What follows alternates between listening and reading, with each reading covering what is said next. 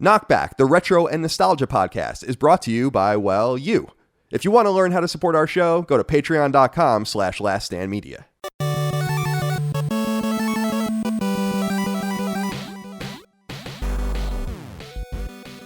Greetings and salutations. Welcome back to KnockBack. My name is Colin Moriarty. I'm joined, as always, by my brother Dagan Moriarty, Lord of Winterfell, Warden of the North, Hand of the King, Lord Regent of the Seven Kingdoms, Protector of the Realm, Lord Paramount of the North. How are you, my friend? All that and more, my friend. Now, I had some. This is a rife with options for your name. Okay. And Please. I was originally going to say hot pie, but then, which is great. It's the But then there's just a bunch of different things, and I was just like, I'm just going to give them the titles instead because there's just too many other things. You didn't want to call it my college nickname, Hot Pie? Hot pie. Jeez. Dave, how's life?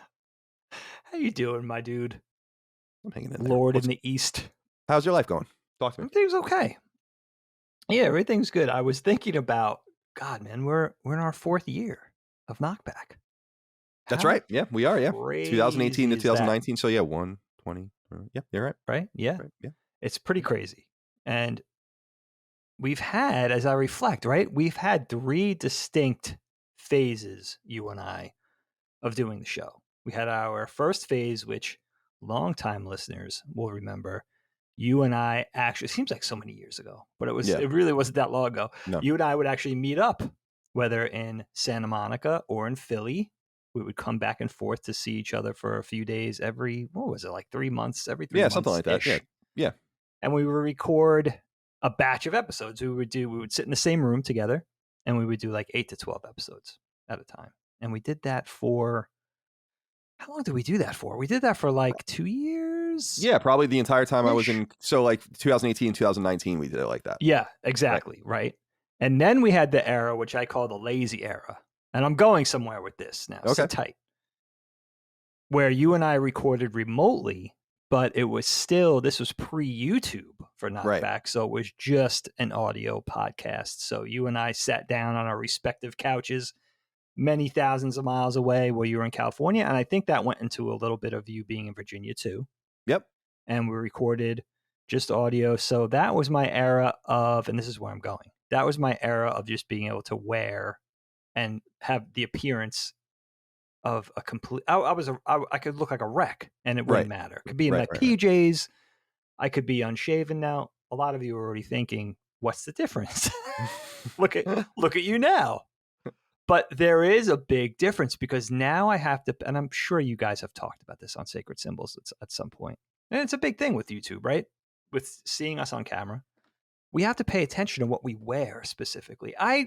I don't mind being shaven, unshaven. I like a little 5 o'clock shadow, little Don Draper thing going on. I've talked about that.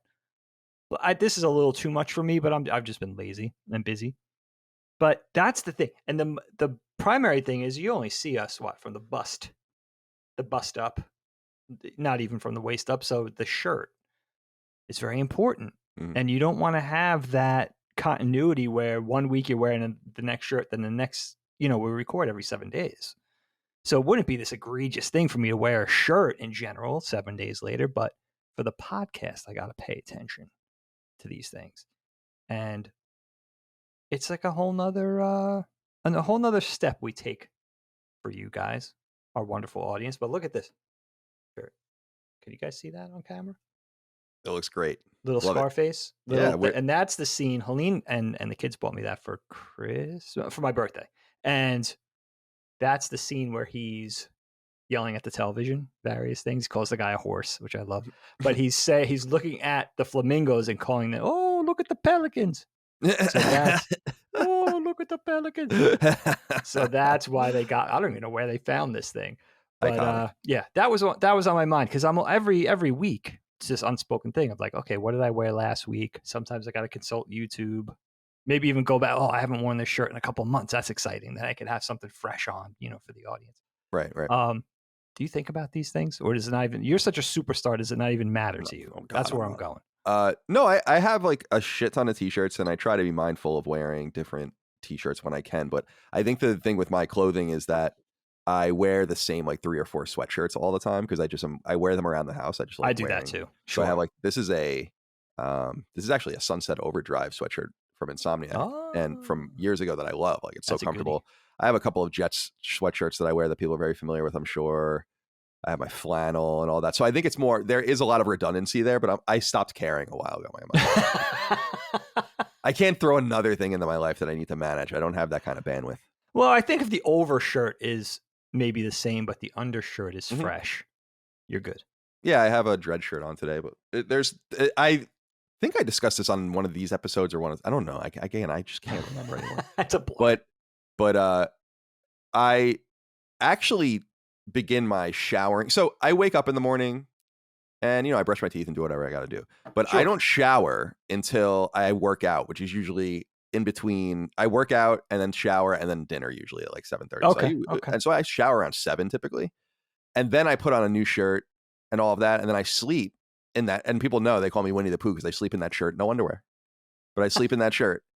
And then I wake up the next day and that's the shirt I'm wearing on the show. It's the shirt I slept in.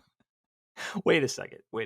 Yeah, please. You sleep in the t-shirt with no underwear? Yeah, I don't sleep with underwear. But I sleep with a t-shirt on. So they call me Winnie the Pooh. That is so Winnie the Pooh. Dude, that's amazing. I know. All right, let me ask you this question. Mm-hmm. In that middle era for KnockBack so far where we recorded remotely audio only. Right. Did you ever Winnie the Pooh it for the podcast? No. I would never do that. It's quite simple why I sleep with nose. Because when I get into bed at night, I take off. I usually have sweatpants on and like a sweatshirt like this. I take the sweatshirt off, I take the sweatpants off, and then I take my underwear off, and I just get right into bed. But there's a reason why I do that. I want to know. And the reason is because, and I don't know if you can relate to this or not. It's just that, and you might be able to because you were a skater, but I have hockey player legs. They're huge. Yeah. And my boxers, like my thighs are like the most impressive part of my body probably, right? Yes. And my underwear, no matter what I wear, it kind of bunches up the more I wear it and it becomes incredibly uncomfortable. All right. And so I just take them off so I don't have to deal because I'm always like picking at myself when I'm sleeping, trying to get comfortable. Yeah. And so I love the t-shirt because I don't want to be bare chested. You'll never catch me without a t-shirt unless I'm at the pool. Not for any other reason than I just like wearing shirts. But now, do I hang dong when I walk around the house at night sometimes when I'm like getting ready for bed? Yeah, sure. Well, what do you have to be afraid of? No, nothing. I don't know if I'm giving the neighbors a show sometimes because we have these windows that face like our backyard and then there's like people on the other side. Like, okay. And we usually have those closed, but not always. And sometimes they probably see a show, Or maybe a little silhouette just because of the way the lights. Right. Yeah. And we do have those like interesting like accordion blinds that you can kind of see through downstairs. So who knows? Yeah. Some silhouette looks like a walking tripod probably to them. Oh my God. It's a baby's arm holding an apple. Yeah. We got to get to that at some point. We really do. KnockBack is so educational for me. I learned something new about you every episode.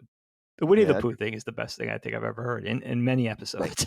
Well, I've not been on social media now for probably almost 6 months. Yeah. And so I think I'm more mysterious than ever to a lot of people. You got mystique. You built up that mystique. Look how quickly.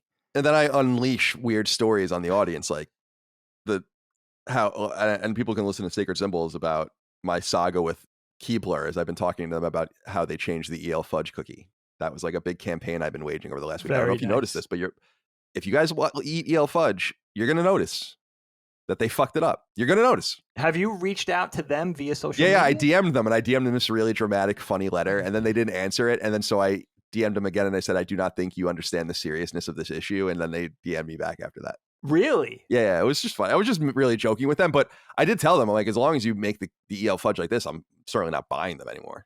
But I wanted to let you know that I noticed. You lost a customer. Yeah, I'm gone. I mean, I might turn into an EL fudge cookie. I eat so many of those fucking things.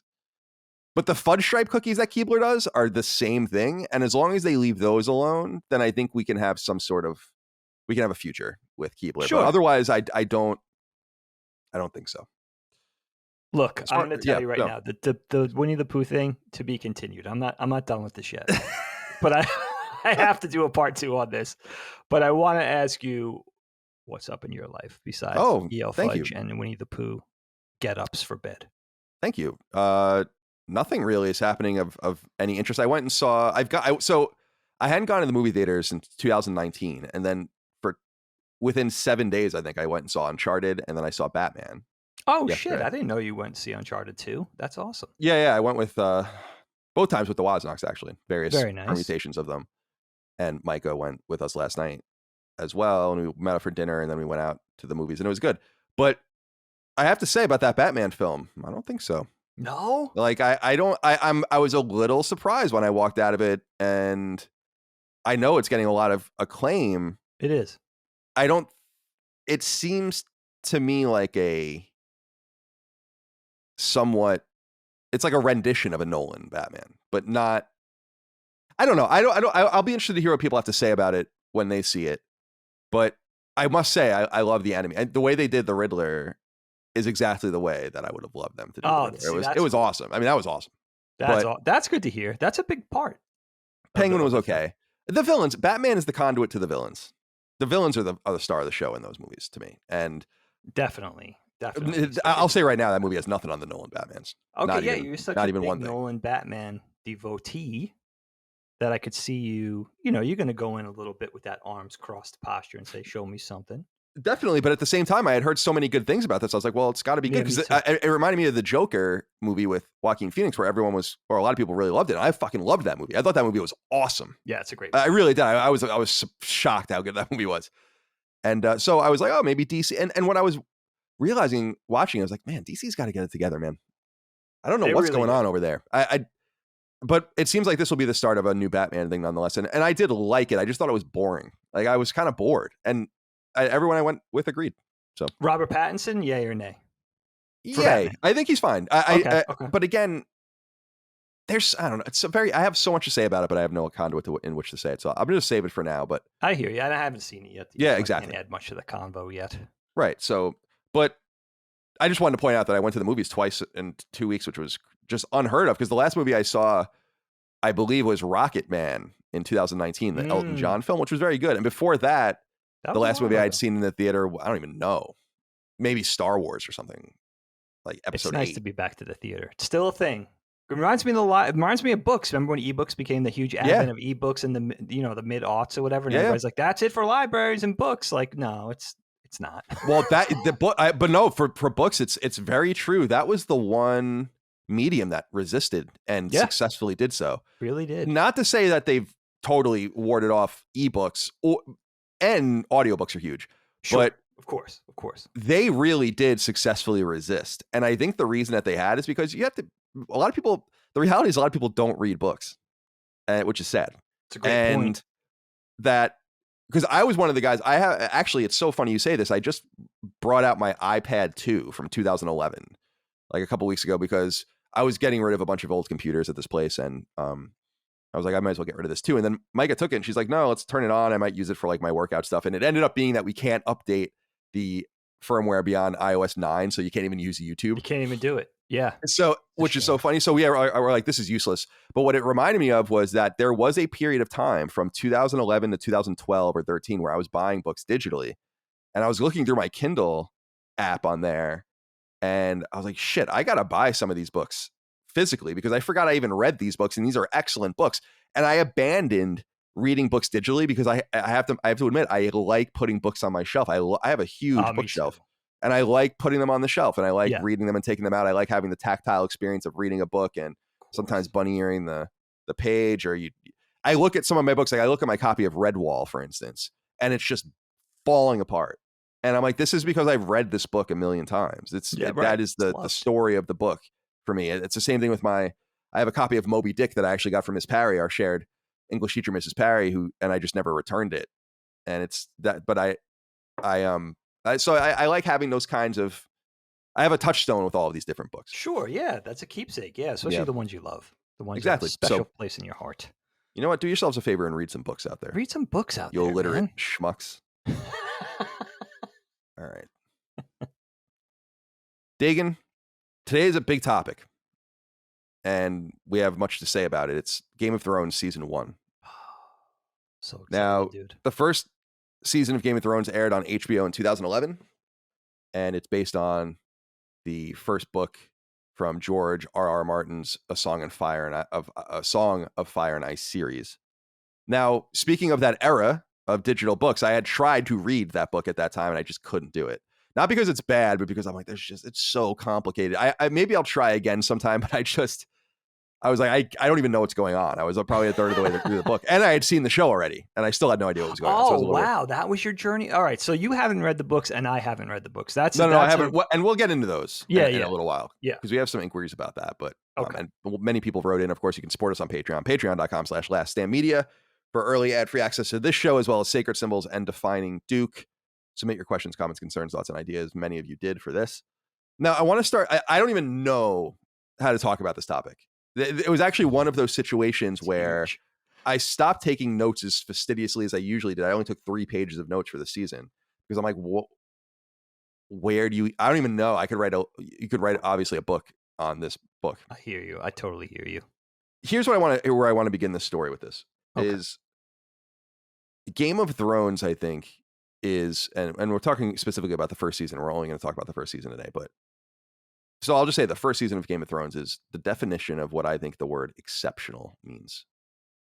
And exceptional, I think we use that word and we don't think about it. It's the exception, right? The exception, the one above or below or to the side, but something exceptional typically is one that stands above. And Game of Thrones is exceptional. It's a show that is so much better than almost any other show. That it sits on it's with the Sopranos. It's with frankly a bunch of HBO shows, and it's because HBO is so high quality.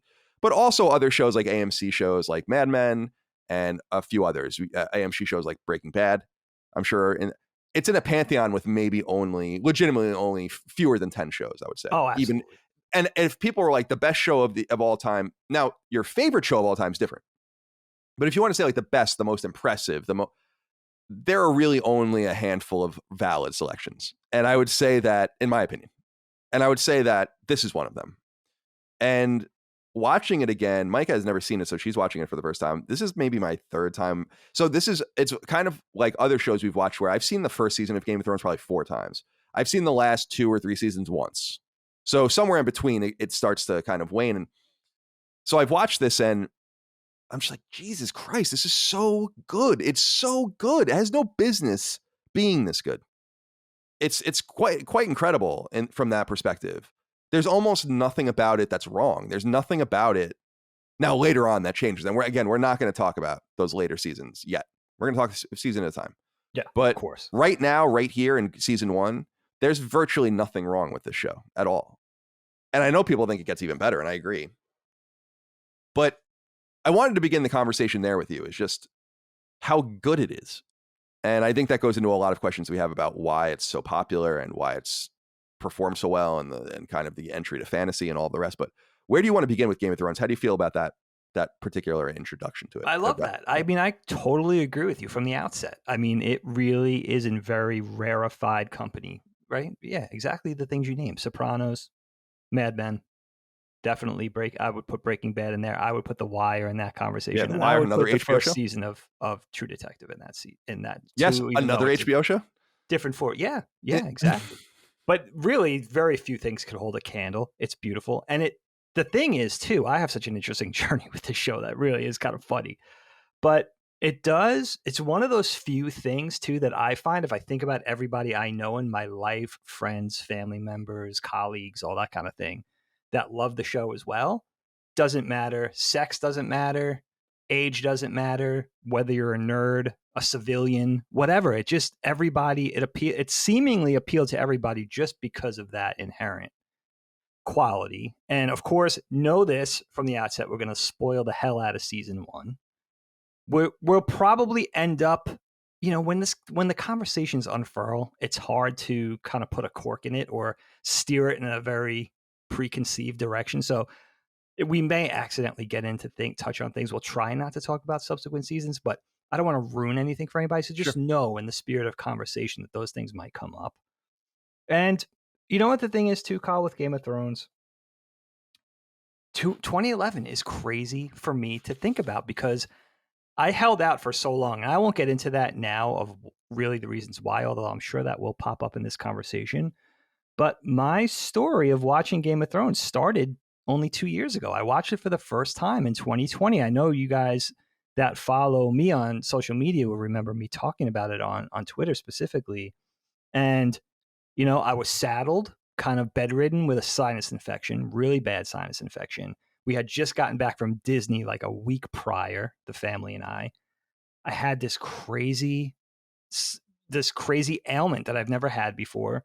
And I was basically just bedridden with this thing. The doctors finally put me on a Z-Pack, to make a long story short. And I just laid on the couch and binged the entire thing in 4 or 5 days because that's all I did. And in fact, thinking back, we never missed an episode of KnockBack in our 4th year now. I don't even know how I recorded during that time because I was out of it for more than a week, I think, in total. Yeah, I don't know. I don't remember. So there must have been an episode in there where I was really faking it, where I was really like trying to look well, but I wasn't, which is interesting. I got to go back and look at that. Yeah, I wonder which one that was. But, you know, and I was so sick that I would, you know, be watching and just kind of go off in a fever dream, cold sweats. I would have to rewind because I would fall asleep during the middle of an episode. But I loved it right away. And, you know, of course, I stumbled upon a very famous part of in a subsequent season that really kind of devastated me and had to stop for a couple of days. We'll get into that. We won't spoil that now. But, you know, my only lament in looking back is not having read the 5 books so far because I just think it adds texture to the conversation. I know they're very hardy tomes. They're very hard to get through. They're very long. But it would have been nice just to compare and contrast. But, you know, I digress when it comes to that. But here's the thing, and this speaks to what Colin was saying about the quality. I've already watched it all the way through. Now, starting only 2 years ago, I watched it all the way through. I'm on my 3rd watch through now. And that doesn't even include going on YouTube and watching favorite clips from a certain season of a certain character. So watching it all the way through now and going back and digging because you love it so much, watching Benioff and Weiss's interviews and watching interviews with the cast doing cons and just learning more and more about it. Interviews with George R.R. Martin. He's a fascinating dude.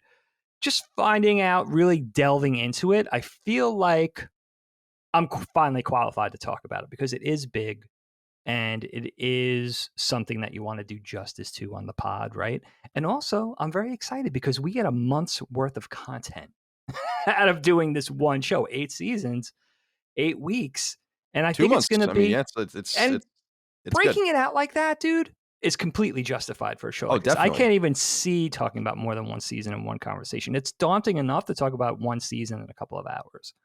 So I agree. I think this is. I'm sure there are plenty of podcasts that do that, but this is one of those shows that I think could demand a episode by episode review. In fact, I one day I want to do that with a show one day, not for Last Stand, but just for fun, for something that I love. Like there's a very famous podcast series that did that for The West Wing, which is an awesome show to do it with.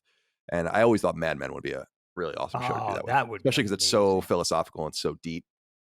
Yeah, you could. That's another show you could do that with for sure. Yeah, become like a student of Mad Men for like a year and just that'd be cool. But I hear you about the YouTube stuff because trust me, I've watched Beric light his sword on fire on YouTube about 7 million times at this point. And it's so funny. Didn't I tell you that he would end up being your favorite character? Yes. Like he was mine? Yep. I was like, you're gonna love this guy. And you were dead on with a lot of things as you were telling me little things. You never gave away anything. You never spoiled anything, but you would tell me little things. And then it would come to pass. It was almost like prophetic. It was pretty neat. Very, very Game of Thrones-ish. Although we're not really in the prophet stuff area yet. We will be soon enough in the seasons to come. Now, what I want to begin with here, Dig, is talking about world building. Because I think that maybe this is what the show does best. And Matthew Mandillo wrote in and said, "Good morrow, gentle sirs. This is a great topic. Season 1 is by far the best, in my opinion. Oh. Ned Stark is just a great character and is basically a detective the whole season, which I love. The remarkable thing about this show is that it is incredibly heavy on lore, world building, etc., but can still captivate an audience who would otherwise write off fantasy. My very Catholic mother even loved this show, which was somewhat concerning and cool at the same time.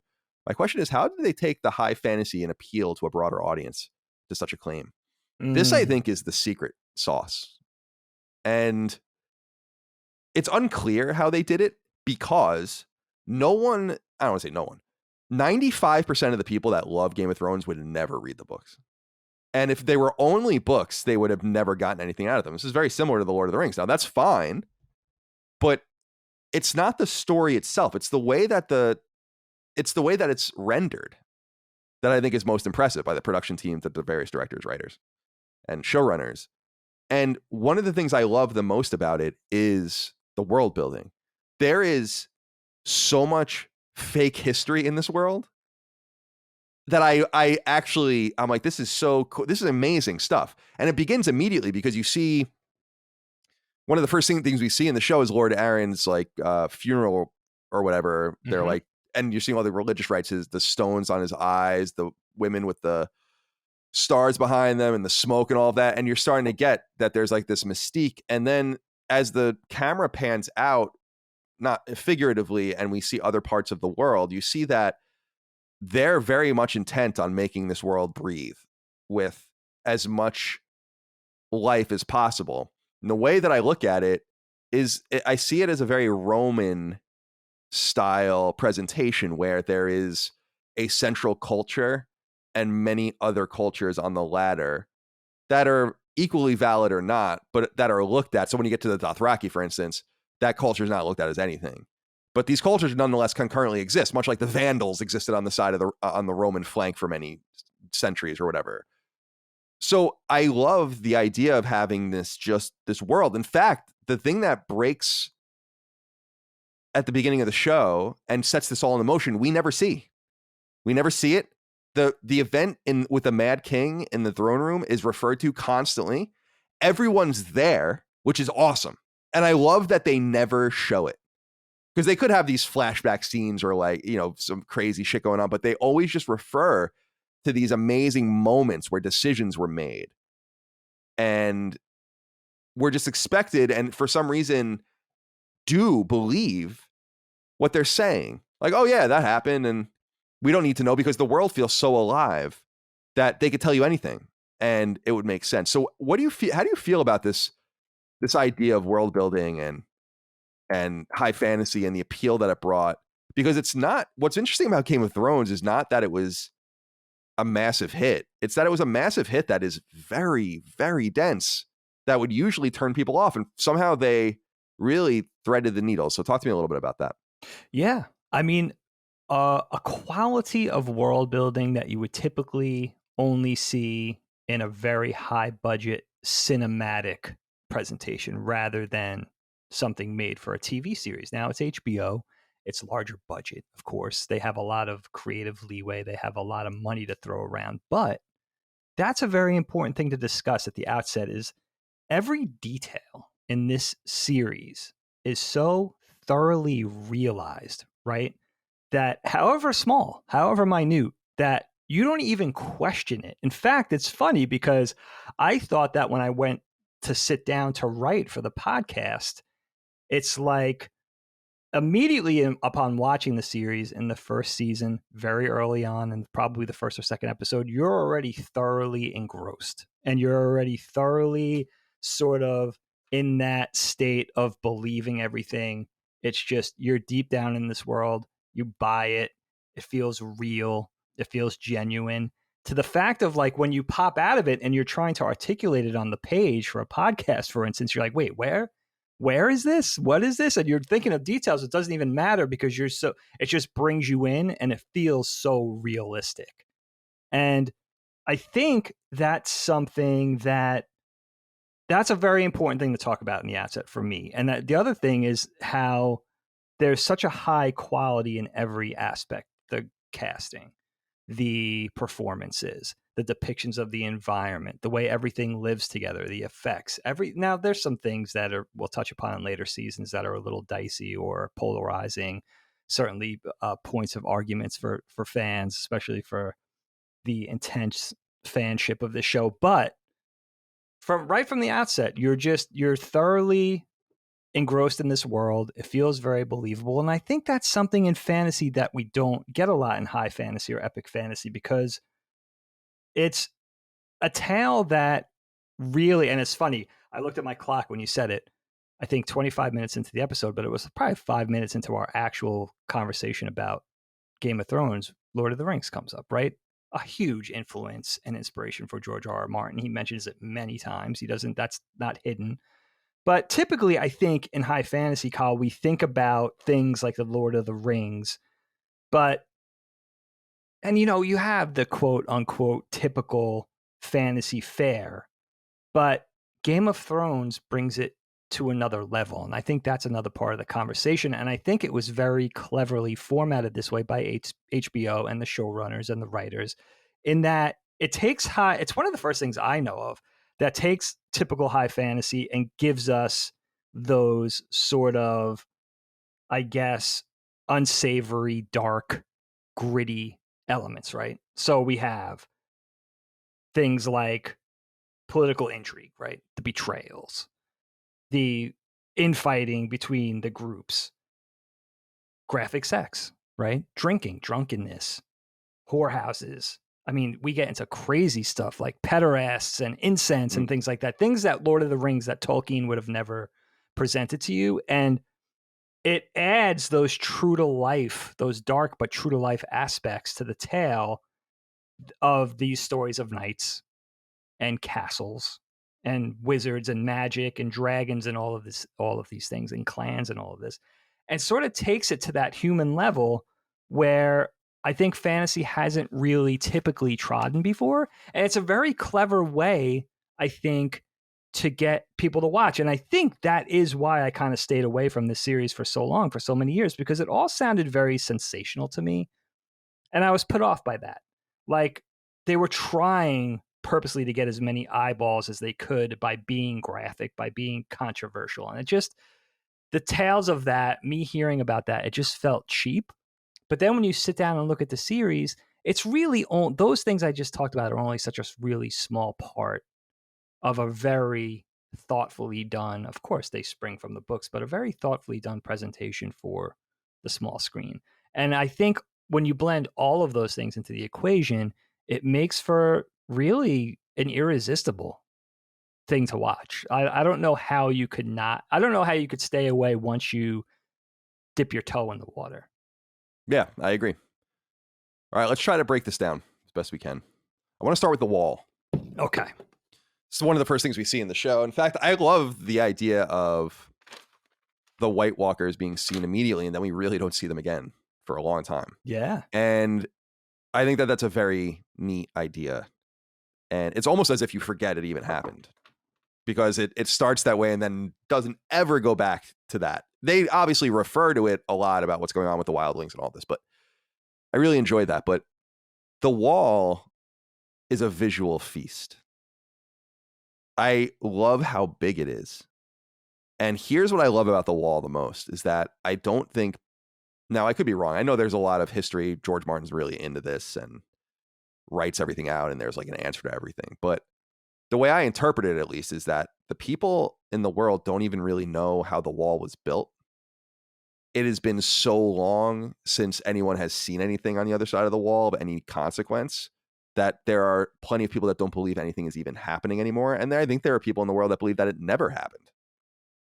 That kind of stuff, like the reason the wall exists. Yes. They have a cycle of summer and winter, which I want to talk to you about as well. But this idea of this huge, I mean, unthinkably large. I love how they introduce it, because it's huge. However big you think it is, it's bigger than that.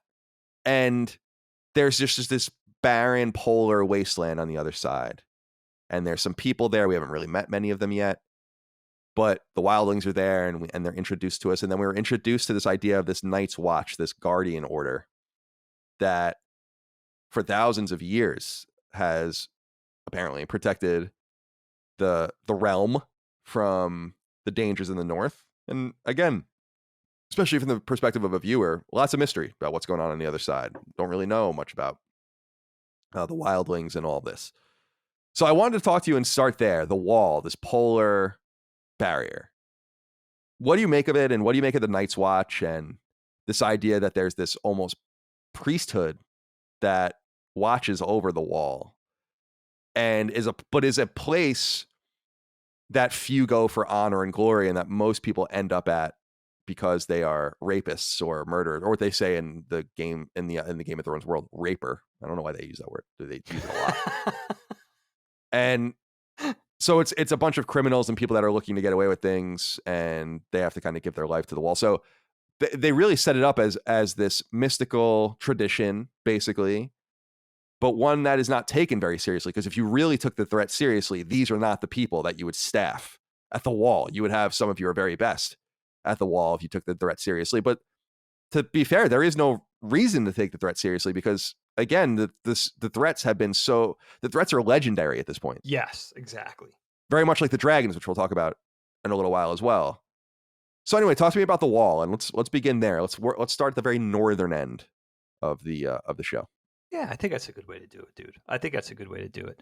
Seems less daunting that way.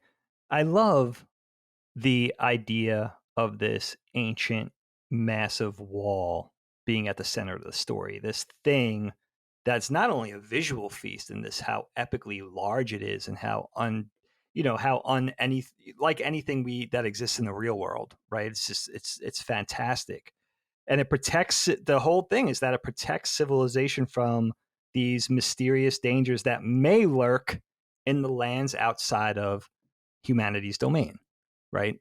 So, and I love the point that you made that these things now, these stories of dangers, wildlings, wild men, monsters, zombies, whatever it is, creatures, unknown creatures that may live in this part of the world, may or may not exist. It's happened so long ago that it is relegated to myth or legend. So I love putting in that dimension of, is this real? Is not only this physical structure, but this priesthood, as you very cleverly called it, this order of men that are, their function is to man this wall and to protect. They're the shield for humanity against these so-called dangers. And that it is very much like becoming a priest. These men have to basically swear off worldly pleasures and personal ambitions and pursuits in order to dedicate themselves to being this brotherhood that is designed to protect men and to man this wall and make sure that this barrier is separating men from this imminent or so-called imminent possible peril, which I love, and it's so cool. And I love what you said too about staffing this place in the world. It's cold, it's unpleasant.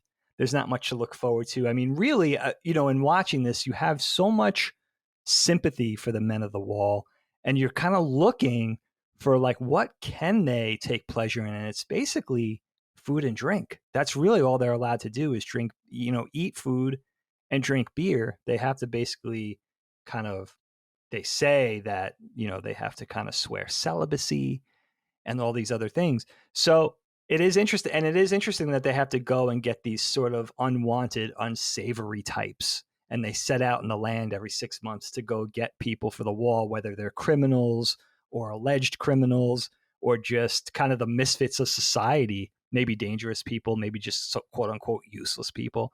And that's the people they're getting to populate, because it's kind of the only, with, people like you'll get like Mormont, right? Like Master Commander Mormont and stuff like that. But most of these people are society's outcasts. And that's really an interesting way to build that into the story. It makes it very interesting. Yeah, I think so too. And I think it just underlines that point that they just don't take the threat very seriously. There's this traditional thing, and this is a great way to get rid of some prisoners and going through the motions. Right. And it captures some interesting people too. And with Sam Tarley, we know that his dad was basically going to murder him if he didn't go. And he could become he has a more dynamic. He's annoying as fuck sometimes, but he has a more dynamic role in all of this than meets the eye. Which is cool. Sam. But being up in the north with the wall, this brings us in the proximity of the Starks, the Stark family, the rulers of the north, the protectors of the north, wearing their furs, and they have their dire wolves and their sacred trees and their old gods. And this is interesting to me because, and I think they set this up intentionally, or Martin does in the book, I'm sure, which is they're the only group that feels like a family, like a real family.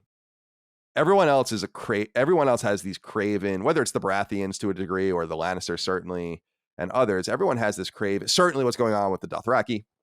Oh man, and the dragon and all that.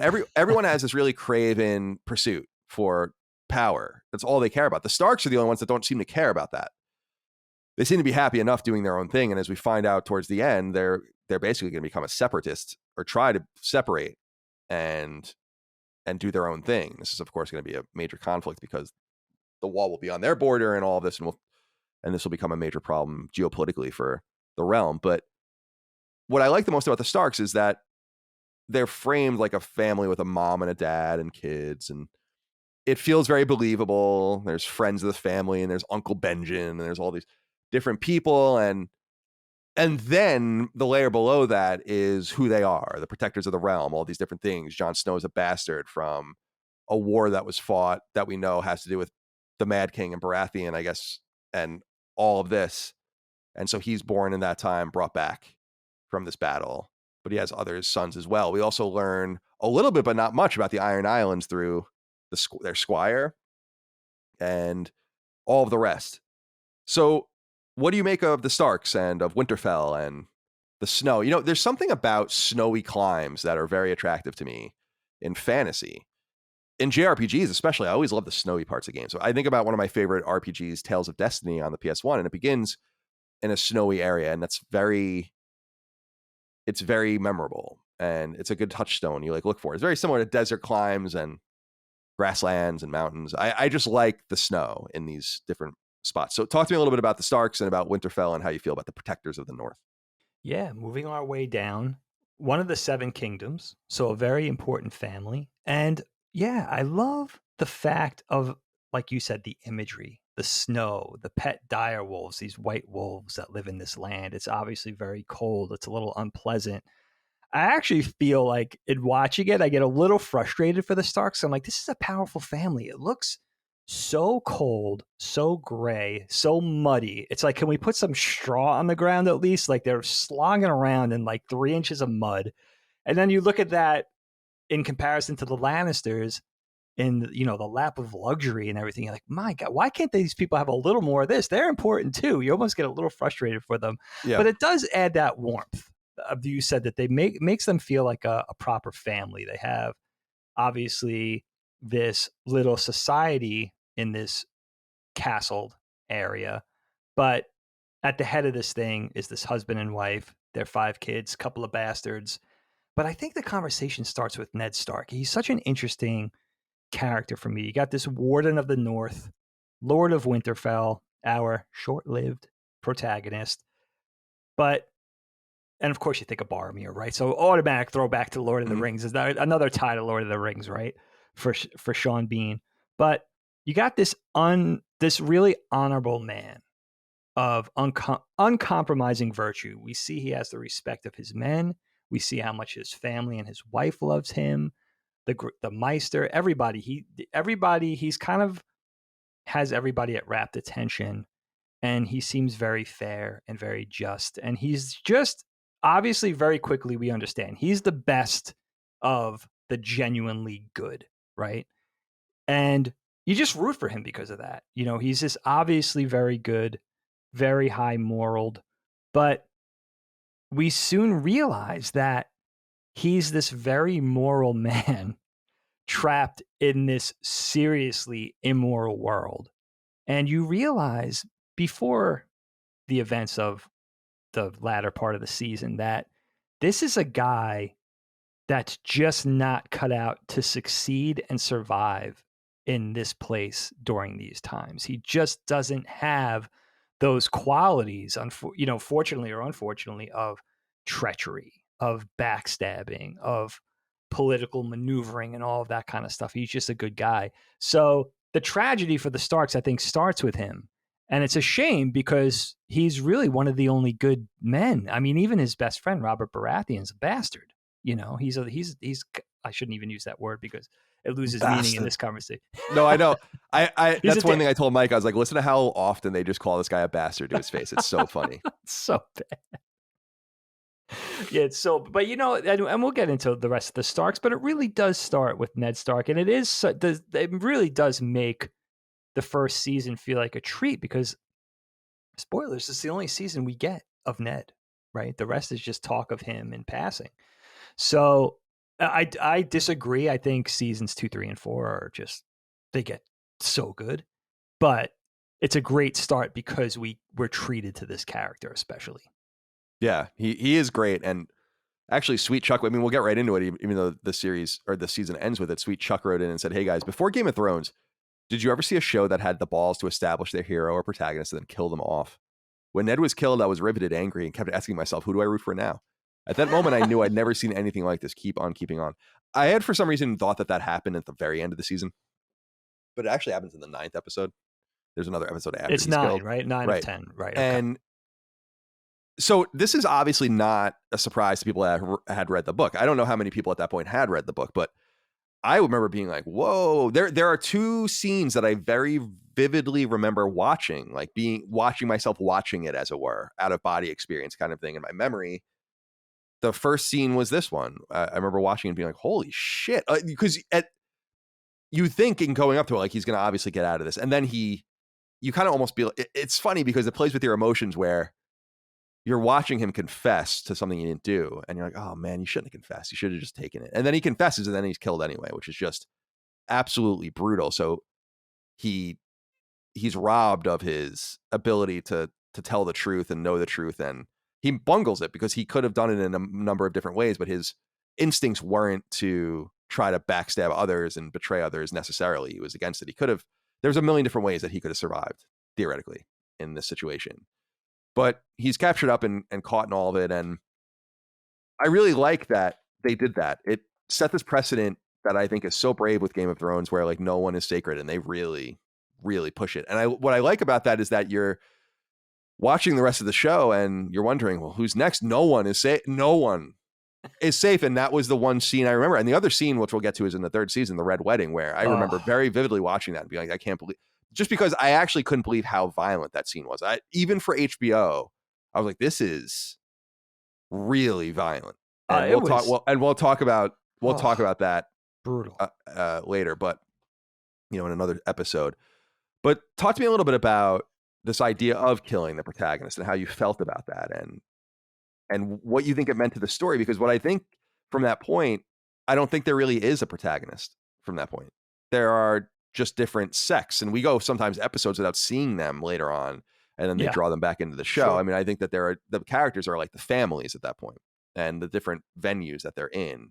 Maybe you can make the argument that the core Lannister siblings are the main characters, maybe Arya, but I don't know. Nonetheless, what do you think about that? What do you think about that killing Ned? How the precedent that's set and how that struck you? Yeah, and I love that too, because when that does happen, you're automatically searching like, okay, who's going to be the protagonist? And then it kind of splits and becomes this multi-headed thing. We're following Jon Snow, we're following Daenerys, we're following the Lannisters, we're following the Stark children, Robb, whatever. Tyrion. It becomes a multi-pronged thing, and the model kind of shifts, which is very interesting. Only 1/8 into the overall show, which is cool.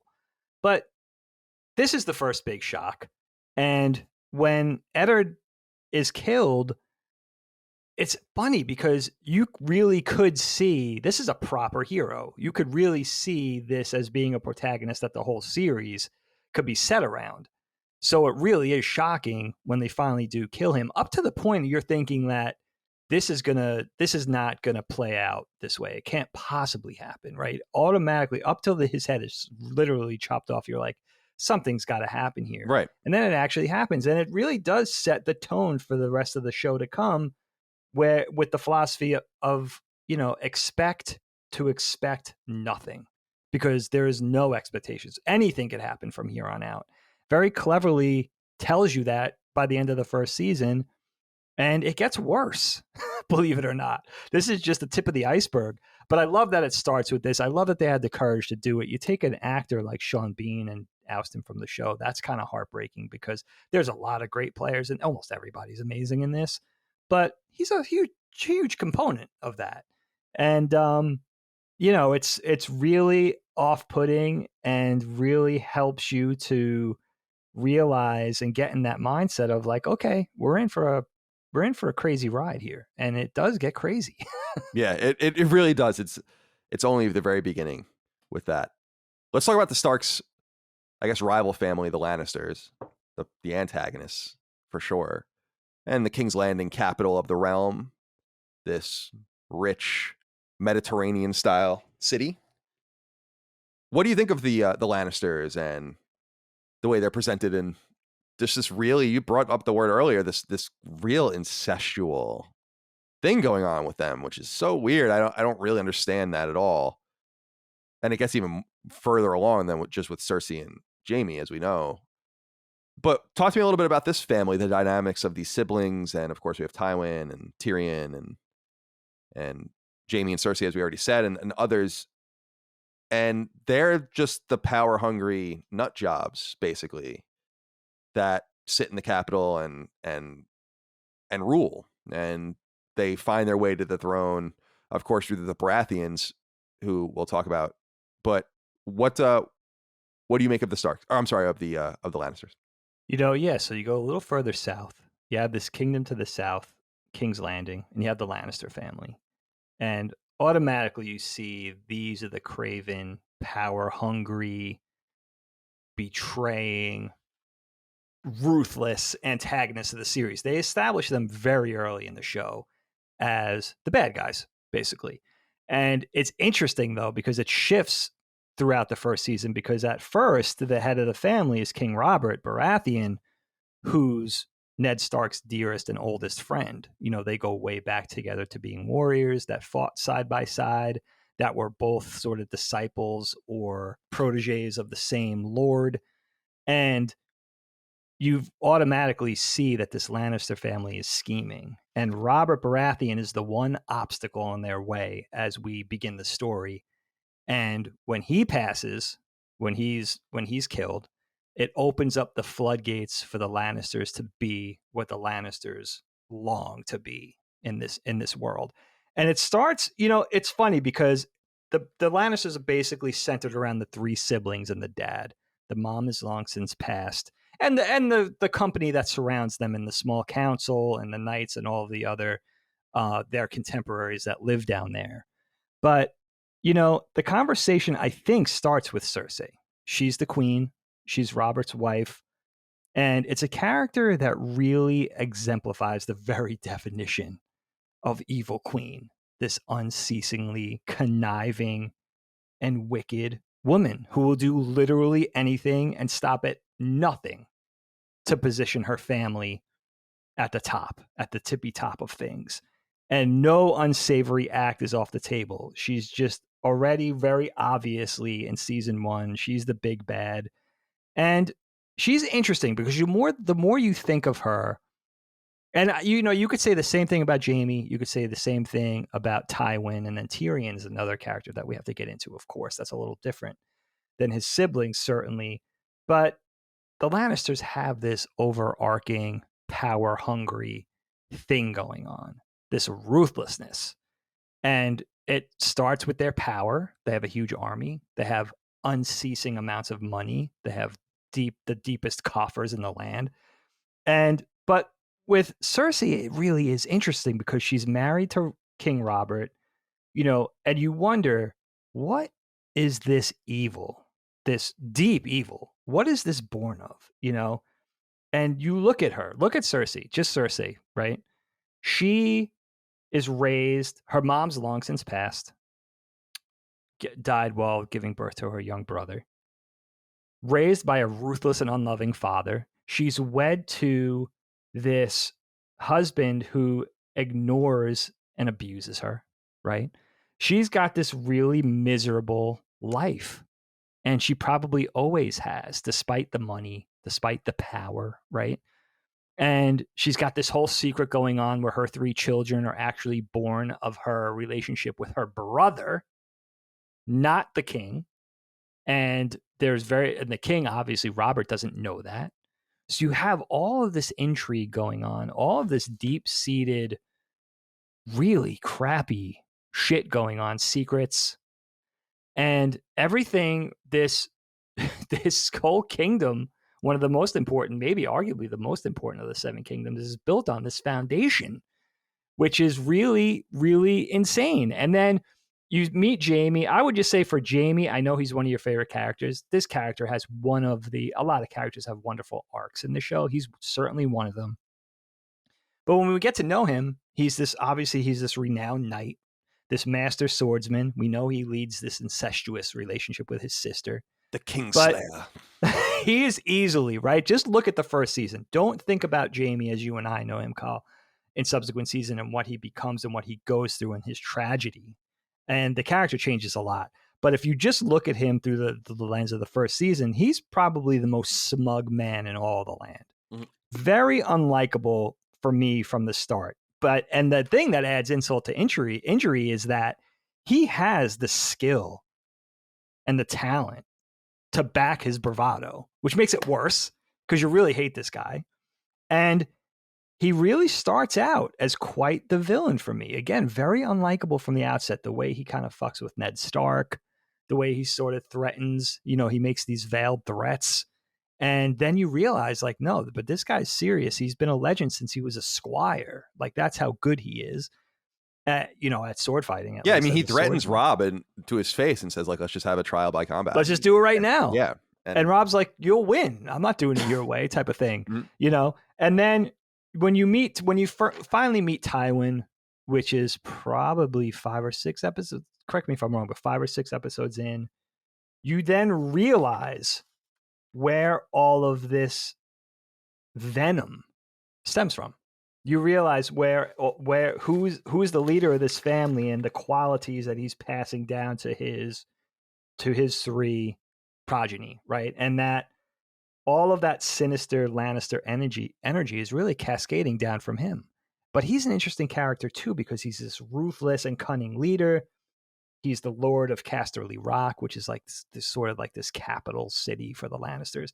And he's got this unrelenting ambition to prey on and crush anybody who could be an enemy. And the other thing that makes him interesting is he's seemingly this brilliant military tactician, almost like a Cornwallis type, who's undefeatable. And he knows it. You know what I mean? And he's got all that power. He's got all these swords, this army, this seemingly unending amount of gold to pay this war chest. And when you meet him, and that sort of rounds out the Lannister story in the first season, when you finally meet him, when he's away doing battle with Rob's army, you realize, like, oh shit, like there's who's going to contend with these people. It's pretty daunting.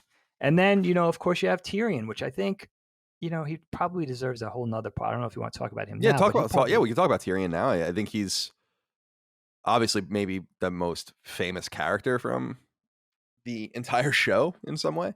Yeah, sure. And he's a really fascinating character too, because he can't bring to bear the physical prowess and power that the Lannisters command. Their fine armor and their steel swords, and they have the best smiths and the best equipment, and they just roll over people, and he can't really do that. And he's looked at as begrudgingly a Lannister. We find out, as you say, that his mom died giving birth to him, so obviously they resent him in some way as well. But they still treat him like a Lannister, and he basically just lives a life of whoring and whatever he wants to do, which is interesting. But he's obviously a very well-read and very smart guy. Some of the scenes with him in the Vale, I think, are awesome. I love the scenes in the Vale with him with the prison guy, the prison warden, like the jail warden guy. Oh, it's so good. Little man. And then, and just all of that, and that's how the trial by combat happens there or whatever. But he's it's hard to disconnect what you know about him later, but you just know he's going to be at the center of this. What I like about him, I think more about him, although we don't really see him do anything truly brave, is that he's not really like a bitch, which I like. For instance, when he comes with the Hill tribe and they put him at the vanguard of the battle with the Starks, which ends up being kind of a feint. Anyway, he's hit with like a warhammer and knocked out before the battle, but he was going to go in. He was going to go. And it's the same thing with when they're attacked on the road with the Vale. Like, he kills someone.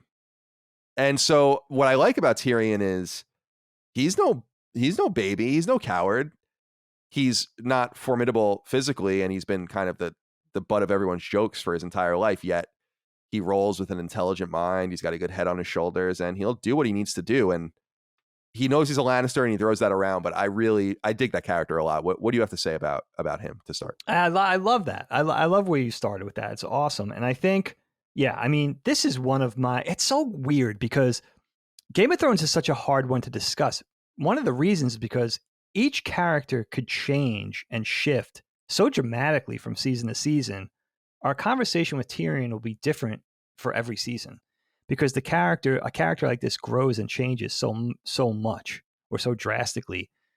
Not every character has that sort of dynamic growth, but he's certainly one of them. But I have to say from the outset, one of my favorite characters in fiction ever when I think of the entire journey from seasons 1 through 8.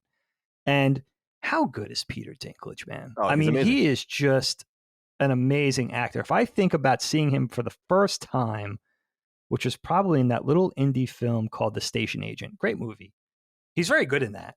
But if I think of his journey from the station agent to playing Tyrion for 8 seasons of Game of Thrones and someone that you really buy in the role, even for all that change that the character will undergo eventually, it's almost insane to think about. And for me, just talking about season 1, it's a character that even when he's at his worst, he's drunk, he's chasing whores, he's flaunting his never-ending supply of gold, he's leveraging and using his riches and throwing around this money to get his way and to buy people and make people like him.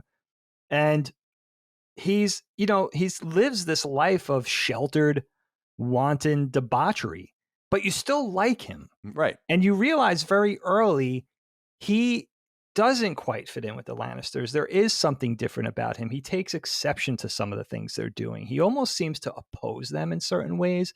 He plays devil's advocate. He threatens to in not so many words, threatens to out Jaime and Cersei when they're caught banging in Winterfell and all of that thing you could see. And, you can't blame him because he's seen at best as, sort of they're embarrassed of him. I think in the best, on his best days, he's seen as a nuisance. And on his worst days, he's seen as an absolute hindrance. And they hate him. And the father, Tywin can't stand him. And that venom and that sort of just loveless life that he leads is really tragic. But, I think the points that you made about him, about being more worldly than you would think about someone like this. He's rich, he's a dwarf, so he's not really good for much. So he just hangs out in brothels all day and drinks and stuff like that. But there's more to him. They talk about him needing extra candles in Winterfell because he's known for reading all night. Very smart, very bookish, very clever. He's curious about the ways of the world. He wants to go to the Wall. There's some sort of selflessness and courage there that the other Lannisters don't exhibit at all. He wants to go see, I almost want to say he's almost willing to slum it. You know what I mean? And not in some rich kid type of way, but more of like an authentic curiosity about life outside of King's Landing and Casterly Rock, which I think is really, and, so when when this is going on, that's really the most that we know of Tyrion, but we'll get to know him better in subsequent seasons. And his arc really does change. Really does go through a big shift. What do you think about the incest angle? Is it just saying that Jaime and Cersei, it's a level of vanity where the only person that's fit for me is ultimately another Lannister kind of situation? But then as far as Tyrion is concerned, he seems to know, and I'm sure other people know and are in it as well. And obviously it's not insinuated. We know that Cersei's sleeping with other people in her family. So yep. What do you make of all of this? It's amazing. See, that's the nugget of this that's so fascinating. If I were Ned and again, he's honorable, and this is the way they get out of him, writing him in a more intriguing way, I think, in some way, which is he could have outed them so many times. And if he knew and figured it out, other people knew as well. For instance, the bureaucrats that they work with know, and others. So what do you think about that whole angle? Like, how is this secret kept, especially because the kids don't look like Baratheons at all? It's just strange. What do you think of this? It is really true. It is really true. And how stupid is King Robert? I like that character. I think he's awesome. I was sorry to see him go when he's gored by the boar. But dude, how does everybody know? Not just in King's Landing, everywhere. I mean, hundreds of miles away, they know about this. But I think you nailed it on the head. I think that it's that philosophy, that Lannister philosophy, and we know it dates back many years. This is a thing that in the Lannister family where the only people worthy of a Lannister is a Lannister. So in the interest of keeping the bloodlines pure, they sleep with each other.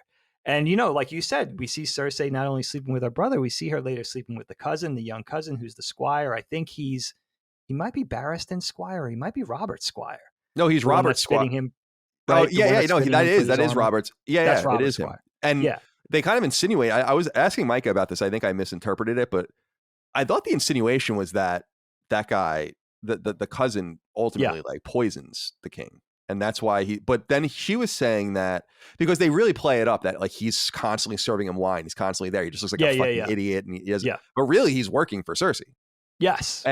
But she was saying, no, I think it was just, they were trying to get him as drunk as possible. That's all it was. I think. Yeah. It wasn't, it was foul play, but there wasn't poison involved. It was just like knowing his wanton excesses, right? That like King Robert's going to go out on the hunt. He's going to do the two of the three things he loves the most: violence and drinking. He can't fuck the boar, but he'll come home and fuck the waitresses or whatever at the tavern. But yeah, so that was the thing. It was very easy to get him drunk. And that's why Barristan is like, oh shit. Like even Barristan didn't realize that's that level of subterfuge. That's how the Lannisters operate. But I think you nailed it. That's what it is. It's that ultimately conceded philosophy of we're the only ones that matter. So we have to intermingle to continue the Lannister bloodline, and every outsider is, not worthy. And maybe the marriage with the bad marriage with Robert just added to that philosophy where it was like, now we're going to double down on this. Look what happened with this guy. It's very tragic that Robert's the only one that doesn't realize it. And the other tragedy about not only Robert dying, but Ned being killed is that Ned's fixing to tell Robert when Robert's gravely injured. And because he's dying, Ned decides not to, burden him with this other secret. What would be the point? He's dying anyway. But that's the other thing. It's like, shit, we were so close, type of a thing. But that's the other thing that annoys me is that scene, he asks everyone to leave, then has Ned write the letter and sign it. I'm like, why did you make everyone leave when you were because he could have just witness. They would have all been there and heard it. Why are you making them all leave? So that point. That annoyed me, but obviously that's just the way it goes. All right, we have to bring in the Targaryens. We haven't talked about them yet. It's another family. Now, we know the least about the Targaryens, although we see them quite a bit. We know that they've basically been defeated and exiled away, the survivors, as it were. And Jorah, who's one of my favorite characters. I love Jorah. I think a character. Great character. Cool. And of course, Ian Glenn he plays Mary's rich newspaper husband in Downton Abbey, which is cool. Wait a second.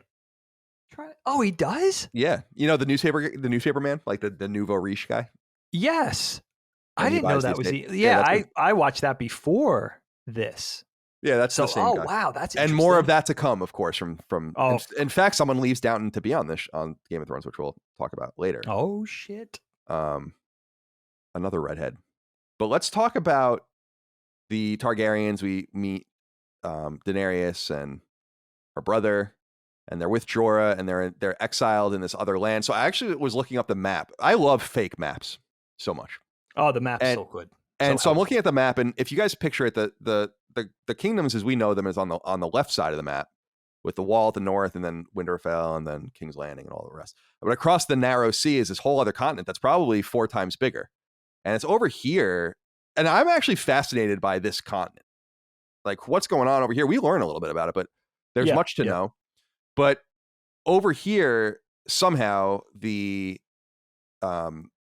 Targaryens find their way to the Dothraki, who are this nomadic tribe on that continent. And basically they're trying to combine their strength to perhaps go back across the narrow sea. The problem with this, of course, as we learn, is that the brother is weak, the sister is strong. There's a lot of stuff going on here as well. And what I like about this whole story is it's leading to them coming. It doesn't happen for a long time, actually. But that it's leading up to this thing. There's two things I liked about this, and I want to throw it over to you. Number one is I like the characters. I think they're interesting. This brings in the dragons and all of that, as we see at the end as well. But the second thing is that it calls into play this wider world. For as good as the world building is in the Seven Kingdoms and this life that is breathed into it, there's a whole nother situation going on elsewhere, many other situations. And I love that. I think it's so cool. And so I'm wondering what you make of the Targaryens and their trip with Jorah and the Dothraki and all the rest. Yeah, man, it makes for talk about a lot of characters and juggling a lot of story. It starts with this power struggle with the kingdoms in the continent of Westeros. Then we move over to this eastern continent of Essos, where this other thing is going on with these other characters. And yeah, it gets pretty complicated with, I don't know if you found this the same thing. And I was really trying to examine why I was feeling this way. I remember talking about this with you, Kyle, with the Lord of the Rings movies, which is a very similar model. We'll jump around with different sets of protagonists or antagonists, as it were. So we'll hop from Winterfell to what's going on at King's Landing. Later on, we'll get into places like Dorne and stuff like that. But, we'll hop over to the Vale. We'll hop over to Essos to see what's going on with Daenerys and Viserys and stuff like that. And of course, Jorah. But I found myself the least entertained by this Targaryen arc. Like it was like the Sam and Frodo thing, where it's like, I just want to get back to Aragorn and Legolas and Gimli. I don't know why. And I think what was annoying me about it the most was the Dothraki. And I don't even know why, because I like the fact that they paint this world that echoes our own in some ways, right? At least in a medieval capacity, maybe, right? Say you have the Western world, and then you have across the sea how it works and the type of people and culture that takes place in the Eastern world, which is like the Essos continent, you could say, right? In some ways, whether that's an echo of Middle Eastern or Asian or whatever, maybe a conglomeration of of a little bit of all of that. But I found myself I wanted to always get back to Winterfell or King's Landing for some reason. And it wasn't the performances either. I think everybody's awesome. I think Daenerys is a very interesting character. And when you get into the lore of Aerys Targaryen and this almost 300-year-long dynasty of this ruling family sitting on the Iron Throne, and the way it ended abruptly with this king basically losing his mind and then getting murdered, with leaving very few surviving Targaryens, two of which being Daenerys and Viserys, right? The brother and sister team. And Viserys is this young guy who lusts for the Iron Throne again. So the whole thing with this whole story arc in the beginning, at least in season 1, is here you have this young guy who wants to basically create an army and recapture the Iron Throne in Westeros, go to Westeros with this conquering army and reclaim the throne for himself and the Targaryens. And his younger sister, Daenerys, is basically a pawn in that plot. Talk about ruthless. He's the Essos contemporary or equivalent of the Lannisters.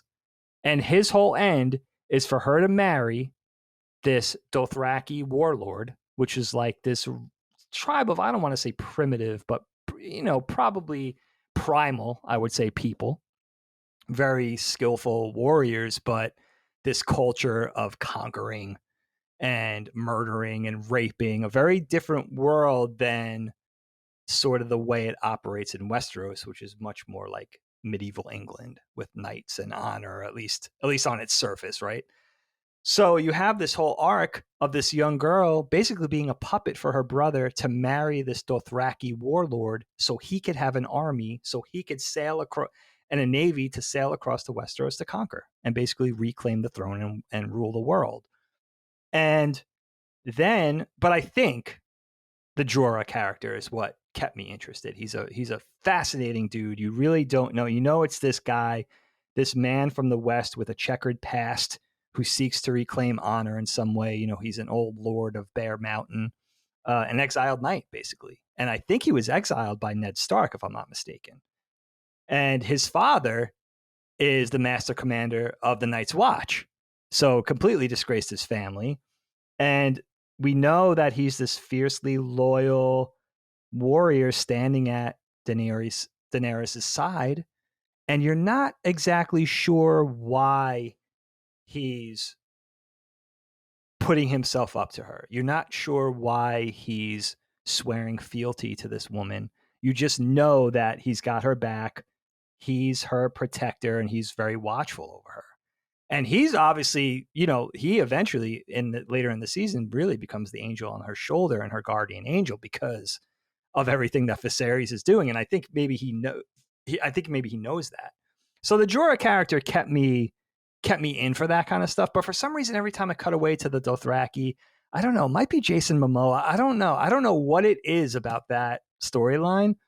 And it gets better in subsequent seasons, and the dragons make it, I mean, pretty irresistible eventually. But we don't have the dragons till the very last scene of this season. Did you have the same thing, or maybe another sort of grouping, whether it was King's Landing or Winterfell or something, was the least entertaining for you? Which no, one I was can it? I can take that. I think that it takes a little while for the arc to kind of pay off. Yeah, Because actually, one of my favorite things in the entire season is with the Dothraki, which is the witch that totally fucks them. I think that is totally cool. It introduces magic into the world, which is the blood fun. magic. The blood magic. Yeah, And she ends up just screwing them. But then what I love too is that Daenerys keeps her around. Like, she doesn't kill her or anything like that, but she kills her baby, kills, Khal Drago and all that. And so I did like that because it was interesting to see her kindness kind of preyed upon her, but it actually caused them to segment themselves from this band, this Mongol type. I think it's very Mongol like. Yes, I think you're absolutely right. And that setting of the desert is something cool to cut away to, something we don't see until later in Dorne, which is more lush than the straight up Essos desert. But, right. To have another set piece and another visual component that's interesting, another part of the world that feels different. And you know what? You're right about Daenerys too. Like, that is her arc throughout the seasons, but especially now in setting up, like, she is this tragic character. She was run afoul by her brother, who was, completely mistreated by someone who was supposed to be the closest to her. But those losses, the loss of her unborn child and the loss of her husband, and the things that start to harden her a little bit.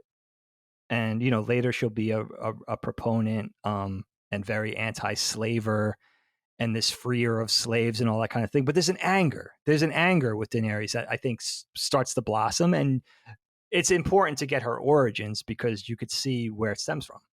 Yeah, what's interesting too is that for me is just she was the only participant in the beginning in the Game of Thrones that wasn't really trying to be a participant.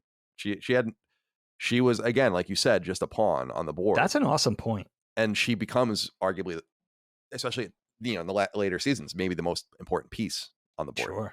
Sure. And I don't think that was something that anyone expected at the beginning. Speaking of the dragons, I'm curious what you make of their inclusion as well. Again, this is a nice piece of mysticism, and this goes back into what I was saying, which was, and they really play this up in the show, which I appreciate.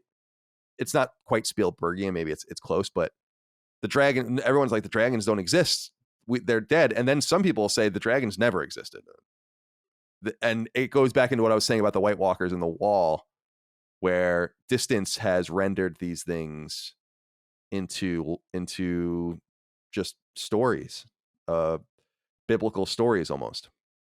That's what I always say about the Bible and just Christianity and even Islam, which is newer, and others, which is just distance from events makes things seem mystical, but also makes them seem like they might not have ever happened at all.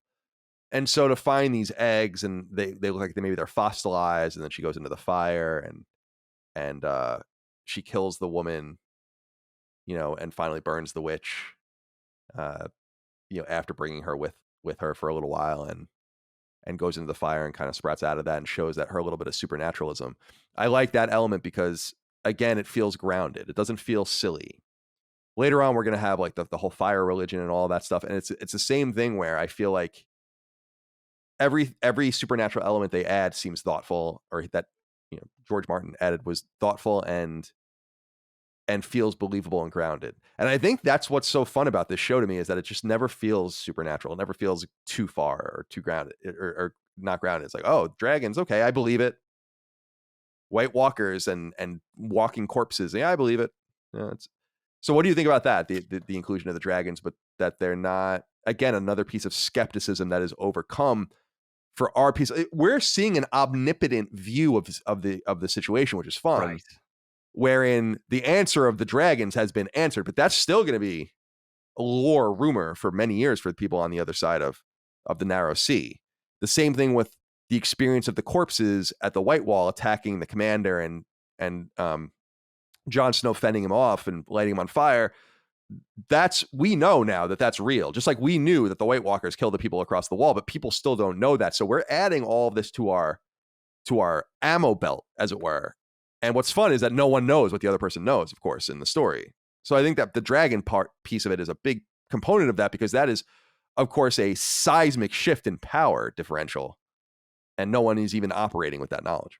Yeah, these are nukes, baby, against a non-nuclear nation. It's true. I think it does. The fascination does start at that. Like, it's been so long since there were supposedly dragons or White Walkers. We're talking hundreds and hundreds of years. These things are relegated now to fiction or storybook tales, myth, legend, whatever. There's nobody alive in the world who knew anybody to remember this. It's so many generations removed now. So how real is this? And I love the fact with Daenerys that they actually go and they start to hint at things through the season, like when the dragon eggs are in the fire and she gets it out without burning her hands. And then, as you said, Kyle, eventually surviving the funeral fire. And that's when the eggs are hatched and her baby dragons are born at the very end of the season. And yeah, it's a great way to end the season, because that's the first thing you think of. Like, this is a massive power shift. This girl has 3 dragons in her command. They are babies, but once they're grown, she has these 3 super weapons in her arsenal that nobody else has. In fact, nobody even knows that these things really exist anymore. These things are of ancient lore. Although there's dragon skulls in the Lannisters and King's Landing dungeons and stuff like that, but we also don't really know. There's really no vetting for that kind of thing. And I love what you said too about the geographical isolation, right? That the fact that this is a continent away, this is happening outside the watchful eyes of most of mankind, or at least a subsequent half of mankind. So that's really interesting. And I love what Game of Thrones does. It doesn't rely on magic or wizards or dragons to elicit eyeballs. It's part of it, but it's not the whole. They do everything very restrained. We'll see that later with the battle with those fire bombs that they create, right? That green fire that they use on the water in that naval battle later. That sort of thing. It's not something that the world is built around. It's a part of the world. And it's really more about the place, the characters, the conflicts, the locations, and all of that. And then you throw these other things, these other fantasy elements into the mix. And then, of course, as the dragons grow later on, it becomes more and more of a story device, and we see more and more of that. And Daenerys leveraging her power. But right now, I love how it's done. Even the Meisters, you expect them to be like straight up wizards, but they're kind of more of advisors. Yeah, they're like academics. Yeah. Yeah, exactly. Just very learned men. I think the Meister in Winterfell is kind of like half advisor, half wet nurse. So it works a little differently in every place. But it's interesting that there's a restraint there. It's not King Arthur and the Knights of the Round Table with Merlin and all these ancient creatures and stuff like that, which is also cool. Don't get me wrong, I love that kind of shit. Smaug. But I love the fact that there's only, right now, there's only 3 dragons. It's not like every kingdom has these dragons or these creatures that battle each other. That could be cool in another way. But as you said, this is a nice grounded treatment for high Yeah, well, fantasy. Joey wrote in about this actually on Yeah. Patreon and said, when asked in an interview about the use of magic in a fantasy novel, George R.R. Martin made the analogy of a salt in a stew. Quote, I think fantasy must contain magic, but it has to be handled very, very carefully. I mean, it's like salt in a stew. Add a little salt and it makes the stew taste better. Add too much and all you can taste is the salt. End quote. So I agree. I think that that's very well said. And I think that the balance is always well kept, even in later seasons with the amount of magic and mysticism that's brought to bear. I wanted to get into some other things here. We have a lot of other things that we could talk about. Let's start here. Dexter Wallingsford wrote into us and said, hello, Moriarty bros. I remember watching this season for the first time years ago. Gods, I was strong then and loving it so much. My question is, who do you think should have seized power after Robert's death? Should Ned have nutted up and done it? Would Tywin Lannister have had been the best practical choice? Could anyone else have done the job? Yeah, what do you make about the kind of the lack of action after the death of the king and the way things kind of sort out? Do you think that the Starks could have had pole position if they just moved differently? You know what? I don't think Ned was long for this world. I said that before about that. He's just built differently than the world. He would have never made either way. He would have been miserable, unsuccessful, or both. He was just too morally grounded for this world of just immoral people and posturing and politics and backstabbing and betrayal and all that kind of stuff. It really does seem like the world operates. I mean, not even in just King's Landing, but if you go up to the Vale and the Eyrie and the way it works in the, with what's his name?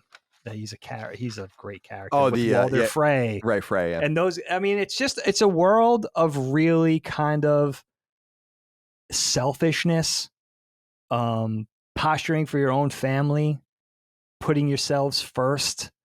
It's kill or be killed. And I think Ned is just not really built for that. I think the biggest he ever could have gotten is where he was. I think Hand of the King was a bridge too far for Ned. Yeah, it's more than he wanted. Sure. Unfortunately, the rightful heir is the biggest bastard in the entire story. You know what I mean? The rightful heir to King Robert, it really wasn't because it's not his son, but the Lannisters, they plotted for this. They didn't think of it yesterday. They knew how it was going to play out beat for beat. That's what makes them so evil. Right. But Ned wasn't the guy. It is an interesting question. You know who I like to see in that role? I think I would like to see... I think Varys. I would say Varys. Really? So like one of the advisors. Yeah. He would be interesting in that. Well, because he keeps saying that he serves the realm. And in fact, I wanted to talk to you about the King's Council. There's a great Littlefinger quote where he says, we are the lords of small matters here, which I think is a really awesome quote and belies the true power of them. Now, I don't want to get too political, and I won't get literally political, but there is a reference in the real world of politics to the deep state bureaucrats, right? People that just stay, don't go anywhere, they're unelected officials, and they hold all the cards. And whether or not that's true, I think that that's represented here very well. In fact, it's they to each other. There are 3 main kind of advisors. They bust each other's balls about their own respective cravenness and their inability. They hate each other, kind of, and they certainly don't trust each other at all. I like that they play up this idea of having power behind the scenes, and of course, what you had brought up at the very beginning of the show, which is this notion of palace intrigue. They're at the center of all of it, and there's a combination of money and means and know-how and skill and the idea of little birds speaking to you and all these it's spies. Fascinating stuff. So what do you make of these characters and kind of the strategists and academics and meisters that support and surround the king, and that they survive through many different iterations of kingdom, which I think is fascinating? Yeah, it's really interesting. It makes the Lannisters in particularly really interesting because you see a place like the Vale, you see a place like Winterfell, the other kingdoms that don't really necessarily have this sort of council, at least not to this degree. You know, the Lord of the Crossing. It's not every kingdom of the seven kingdoms, and of course other places that we'll see later on are built a little differently. But this small council makes you realize the depth of the political power and the political importance of a place like King's Landing and a family like the Lannisters. That this all operates on spies and informants and betrayals and plotting and all this other thing. It's not just knights and overt battles and fighting other armies. There's a lot of fighting that goes on in the, in the council room, and it draws up all these really interesting sort of intricacies with each other too, because you look at a guy like Littlefinger, you look at a guy like Varys, Meister Pycelle, they're all kind of a little bit out for themselves or their own agendas as well, not just the good standing of the family and their own prosperity, but then each for themselves too, which is, I guess that's a real political sort of realism that's in the Sure, story, even though sure. we're dealing with medieval times and they're not modern by today's actual standards. But, it's all these things going on that makes it interesting. And like a guy like Littlefinger, he's basically this whoremaster, right? He's a pimp or a brothel entrepreneur, whatever you want to call him. But he's also extremely clever and cunning, and he's always got the wheels in motion, the plotting, and the same thing with Varys. And a character like Varys is interesting because he eventually admits to Ned Stark that his whole agenda, his end all be all, is peace. And then you're wondering, like, wait a second, that doesn't, he seems like a shifty dude. Like, that's really his. And then you wonder, like, is that really, he's doing it in this underhanded way, but maybe that really is his maybe that really is his purpose. So it's very, very interesting. And by the end of the first season, it's really got us on tenterhooks a little bit because you're like really wondering what everybody's all about and you're not quite sure about any one person yet. And you have to really delve into the series to get those answers and they string you along with it. And that's what makes it good writing and that's what makes it really intriguing, I think. Yeah, I think so too. And there's a really awesome scene with Pycelle with the redheaded whore prostitute Great point. where he's talking about the king and going on and on and on, blah, blah, blah, and then she leaves and he's just totally normal and just walking around. So it's awesome. I love that scene because it just shows how aware these guys are and how he uses his own seeming age and feebleness to his advantage. Yeah. But Yes. really, he's just a canny operator rather too. He's not this wizened, doddering old dude. He just that's kind of his act, right? To mislead, right? It's like everybody's got an angle, and it makes it pretty scary, especially with the Lannisters and King's Landing. Man, I don't think I could survive there. It would be like constantly looking over your shoulder. It makes me very uneasy. What do you make of the imagery of the winter versus the summer? And at this point, like I'm still not entirely sure how summer and winter work in Game of Thrones, even having watched the show several times. What we know at this point is we're in a so-called 9-year summer at the point we're watching the show and in the story. And this cycle of bad things and winter coming and summer coming and these ideas of prosperity and struggle. But I'm a little lost on where if it's like allegorical in some way as well. I don't know. Do you understand it? Like clearly towards the end we understand there's something happening in the world but it's the winter and the summer seem like more of a reference to an allegory of good and bad or positive or negative or prosperity. Yes. And so talk to me a little bit about that cycle. I really love that idea of there being just a generation perhaps of one thing. And I like the idea of the summer child, for instance. They use that term, sweet summer child, the person that has never seen or known of a long winter. So talk to me about that imagery. I really like that as well. It is. It's really interesting. It makes one of the things that makes Game of Thrones unique because I don't think I've ever really seen it done like that before, especially in fantasy. I have to bear down on that component of the story a little bit and try to gain an even keener understanding. But for me, it seems like maybe it refers to, now I've heard that there's a lot of symbolism behind the winter summer thing in a lot of different aspects of the story, like even the names of the different Stark kids direwolves refer to, I think Bran's wolf is named Summer. So there's a lot of interesting imagery and symbolism, I think, throughout that really does, a lot of the story is kind of beholden to that summer, winter, warmth, cold, all that kind of thing. But I really thought that because they refer to long winters in the past, especially the older characters that have been around longer. So this is something that has happened before that people have gone through, whether it's Sansa's nanny or the Meister on the wall or whatever. The people, particularly elderly people, have seen this before. So it's something that is cyclical. At least they refer to something that's come around that happens from time to time. I thought it was maybe some kind of seasonal thing where maybe the seasons are longer, even years long, which is very interesting. I love the fact of playing up science and geography and just the larger world in that way, because it really does take it from a long time ago in a galaxy far, far away to something that's completely fictional, to where something that's, this is not, even though I know it's very symbolic of ancient medieval times in the earth and the place that we know, I think it really takes it outside and almost gives it a sci-fi component, which is really cool. Mm-hmm. But I love the idea of having this long, prosperous time of warmth and rich agriculture and prosperity. And then you have to pay for it because now the long winter's coming and you're going to go through an equal length of those times where of cold and starvation and gray skies and unpleasantness and death and all of that. It makes it really interesting.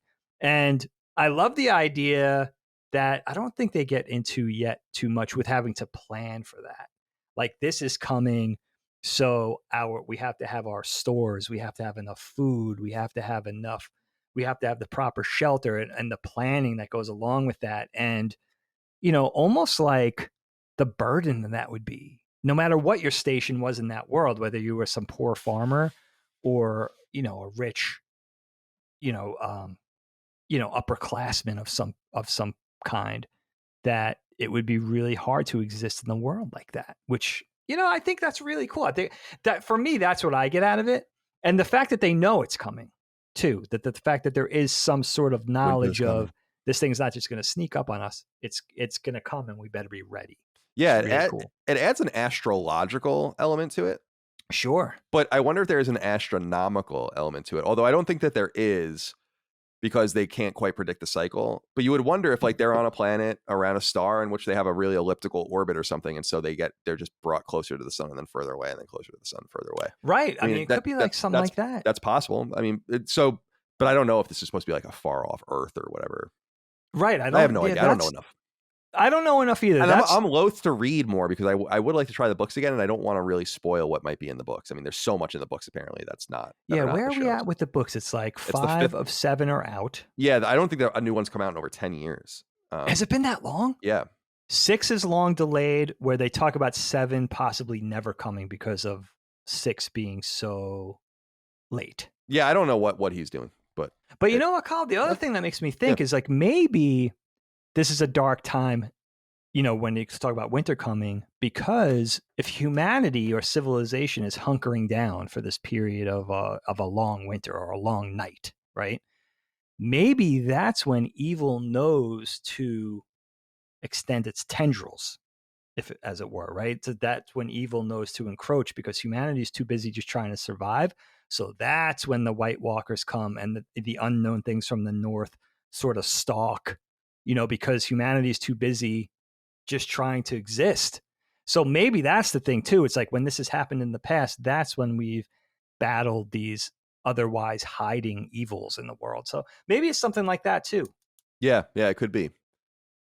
All right, you brought up Sansa and we brought up Arya earlier. We haven't really talked about them. Shane Doan wrote in and said, "Hello, my sweet summer children.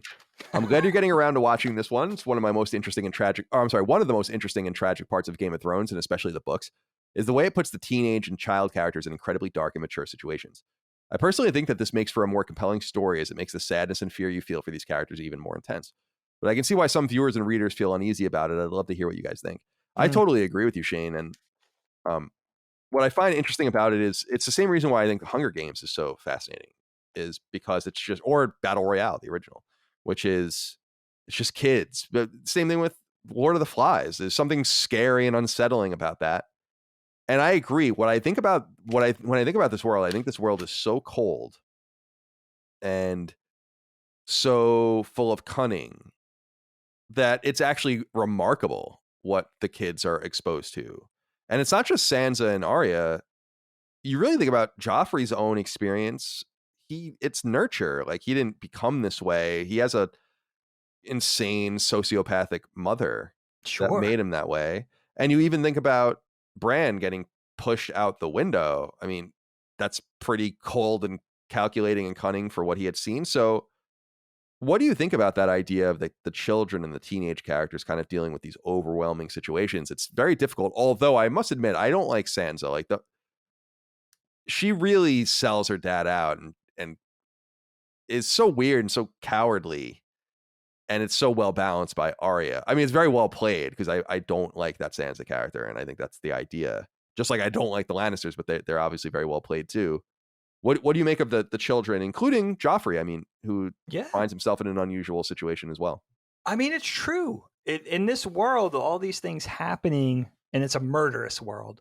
Putting children or young people at the center of that, and a lot of our main characters are really young, makes it even more profound. I mean, even a character like Daenerys, even Robb is 19 years old when he's leading that army to battle, and he's becoming the king in the north. And of course, you have characters like Sansa, Arya, Joffrey. There's so many young people involved. Even Jon Snow. Who would you say? Hot Pie. Hot Pie is a perfect example. You know, there's so many young people at the center, and you know, they sort of do become victims, a lot of them. Sansa's an interesting one for me, because I think she is designed to be unlikable in this first season. And talk about a character with a journey. We won't spoil anything yet, but definitely in this first season, like, full on shades of Veruca Salt for me. Yeah. Like, no, I don't like this doll, daddy. Like, that type of, like, I hate your stories. She's like total golden goose, though, right? Like, starry-eyed brat. And she really is like, she's just full on, you know, just an indulgent young person. She's, again, starry-eyed. She's has these fantasies and being married and becoming the queen and sitting on Joffrey's arm and all that kind of stuff. And her growth starts really at the end of the season, from her eyes opening to the way the world really does work. Whether that's because she's sheltered, or she has the honorable father and parents that she has in Ned and Kat. But basically, her trauma and her grief and the things, the tragedies that her and her family have to endure that befall them by the end of the season are what really spurns on her growth and opens up her eyes to the way the world really works. It's not about just hating the dolly that your dad just got you and being the spoiled little kid with very typical girl-like delusions of grandeur and, you know, all of those girly fantasies of, you know, being rich and sitting on the king's arm and sharing the throne and romance and all that kind of stuff, to like really being smacked awake to, no, this is the world you live in. So it is actually very tragic. And Sansa is one of the ones that's going to hit the hardest, because she's just not ready for that. You know, it's her personality. Arya, on the other hand, is really interesting because she's already this warrior trapped in the body of this young girl.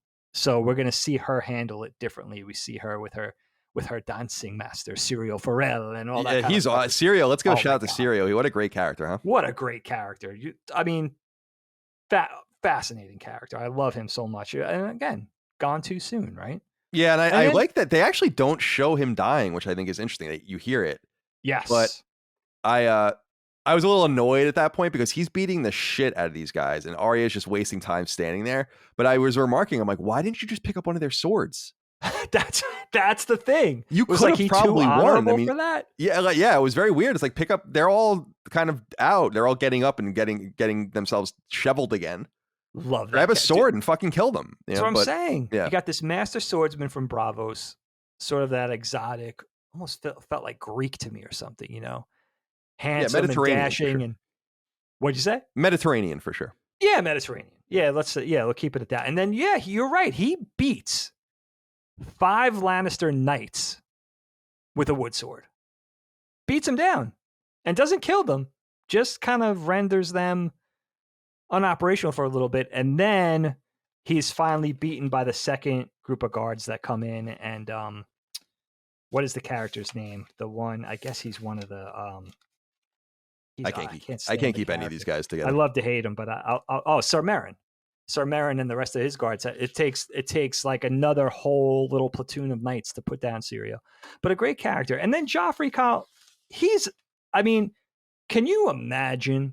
I can't even imagine a bad guy that you love to hate more. It's just like, he's really a character. And of course, similar to Cersei's journey that I said earlier in the thing, he's a product of this hateful, unloving family, right? But in this character especially, you got this unrelenting malevolence, pure undiluted villain through and through. There's no redeeming qualities to this character. Even when you think he's being nice, he's just posturing to mislead you or fool you or trick you in some way.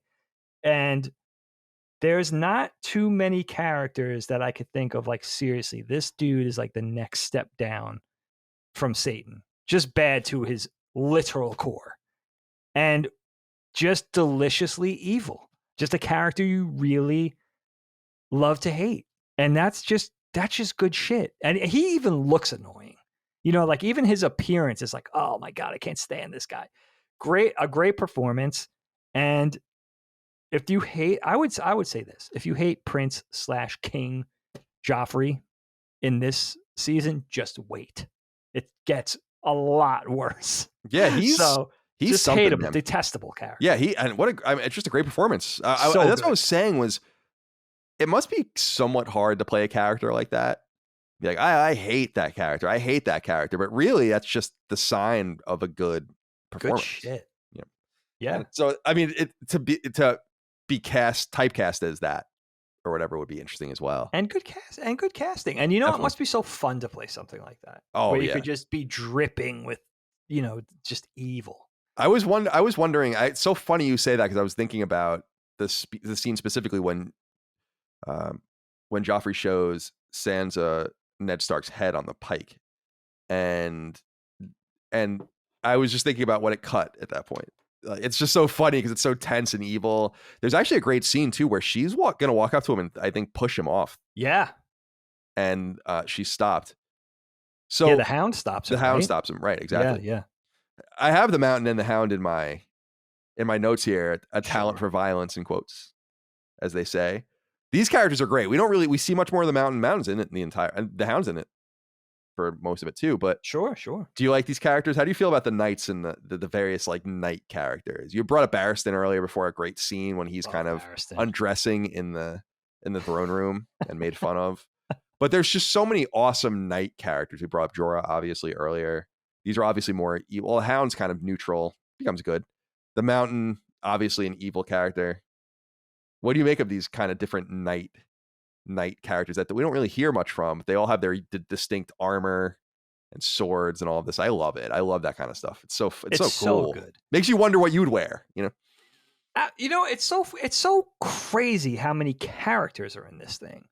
And not only so many characters, but so many great characters that you actually can remember them. You can remember what their function is, what they look like, their overall arc and place in the story. Like, you remember them all, and that just speaks to the quality again.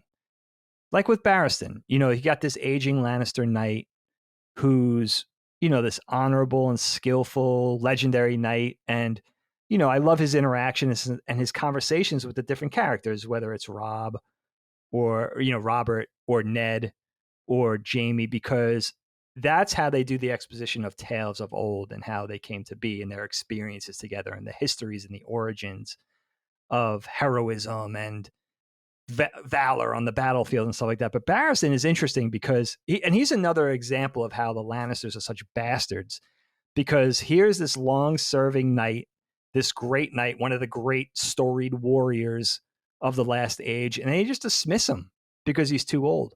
And that's where that great quote comes in, where they're kind of like surrounding him, and he's like, "Even now, I could cut through the five of you like carving a cake." Yeah, it's so good, dude. Yeah, and you just realize, like, I love the fact that character is there just to play up what bastards the Lannisters are. And then, of course, Barristan will go on. We won't talk about it yet, but he'll be around a while in a different capacity. Yeah, I like how he's badass enough that he can do that and just walk out, and so they're not going to do anything to him. So good. Yeah, and they promise him entitlements. Mm-hmm. They're like, we're going to give you servants and a glorious rest. They're going to give him like a manor. Yeah, and you could live out the rest of your life and wanting for nothing. And he's like, fuck you. You know what I mean? It's so good, dude. So good. I love it. And then the Hound and the Mountain are so cool because, again, it's like almost like, what is the purpose of these characters? Both characters will go on to be very important. But you're wondering, when you have a cast of so many characters, it's like, wow, how are these going to get woven into this overall tapestry? And,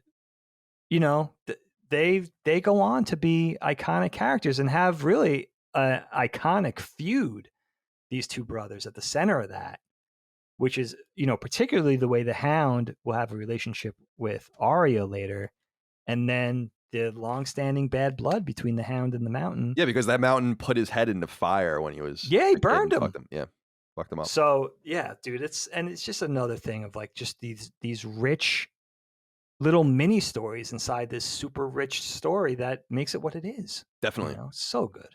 I agree. All right, let's see what else we have here. I wanted to talk about this. Alex Gold wrote in and said, House Moriarty, how do you guys feel about the intro sequence to the show? Well, the music is a bit repetitive. I found the events of the show much easier to follow by watching the intro to every episode. It gives a much needed rundown of the geography and names of important locations, similar to having a map of Middle Earth in a Tolkien novel. So I agree with this. I didn't know that until after the first time I watched the show, because I would just skip it. And I was like, God, this is so HBO. How long do these intros have to be? Yeah, they are HBO long. Loves that shit. And it's like part of their prestige, like a prestige piece, is they'll just like, yeah, our intro is 4 minutes long. And sure. So I just skip it. I'm watching HBO Max. I skip I hit skip to skip the previously on. Then it must show you. I don't know if it does it for you on HBO Max too, but then it shows you the HBO like the thing. Yes. And I'm like, you have to make me watch that. Then I have to skip the next thing. So like, why can't you just let me watch the whole? Yeah, it's like ridiculous. But I didn't know until it was pointed out to me, I think by Christine Seimer, who was I used to live with back in the day. Yeah. She's like, no, it's a map of this show. Like every intro is different. And I'm like, oh, I didn't know that. So it is really clever and it is a nice touch, but it reminds me a little bit of what Battlestar does, which I hated too, which was, how Battlestar did that. Dun, dun, dun, dun, dun, yes, dun, yes, dun, and they would show the scenes. It's like, I would look away. So I'm like, why are you doing this? I don't want to know. And then the map kind of gives it away. So it's very clever by half, but I don't feel like it's still necessary. I would rather it just said like, oh, and then it says Game of Thrones, and then it just disappears, and then the show begins. Yeah. I think that would have been much better. Sure. You don't need that. But how do you feel about it? Do you think the intro and obviously that song is famous. I love this song. I mean, it's great, but it's a little trite now, I think, too. Yeah, I don't know. What do you think about it? Maybe I'm being too hard. Yeah, you know what? They tie that theme music sometimes into an episode in some sort of loose way. They kind of weave it in, which is kind of interesting and kind of cool, and to punctuate certain moments, which is kind of neat. I like the intro. It made me laugh the other day because I was thinking, what if this had like a traditional Magnum PI or A-Team 80s intro where it was like cutaways of the characters looking at the camera. So it'd be so crazy. So it really is, if you're going to have an opening, it probably is one of the only good ways to pull it off that wouldn't be cheesy. I also thought what might be cool, I'm all for like a motion graphics thing. I'm all for animation, but it might have been cool to have storybook pages with old fashioned pre-Renaissance art style renderings of the Oh, characters. like the doing different illuminations things. and stuff. Like, Yeah, yeah, like ancient Bible illustrations or something yeah. where it would be like a very 2D looking style with the pages turned. That would have been cool too. I think the opening's fine. I do think it's too long, and I don't think it's very helpful. Like, it's more helpful to go on Wikipedia or Google and look at a map to see, okay, this is where Dorne is in relation to Winterfell, and King's Landing is in between, and where is Casterly Rock? Oh, it's over here. Here's the Vale. You know what I mean? Like, it wasn't really helpful in that capacity. I guess it's entertaining, but after you see it twice, I bet there's a lot of people out there that don't even realize that they were unique each time.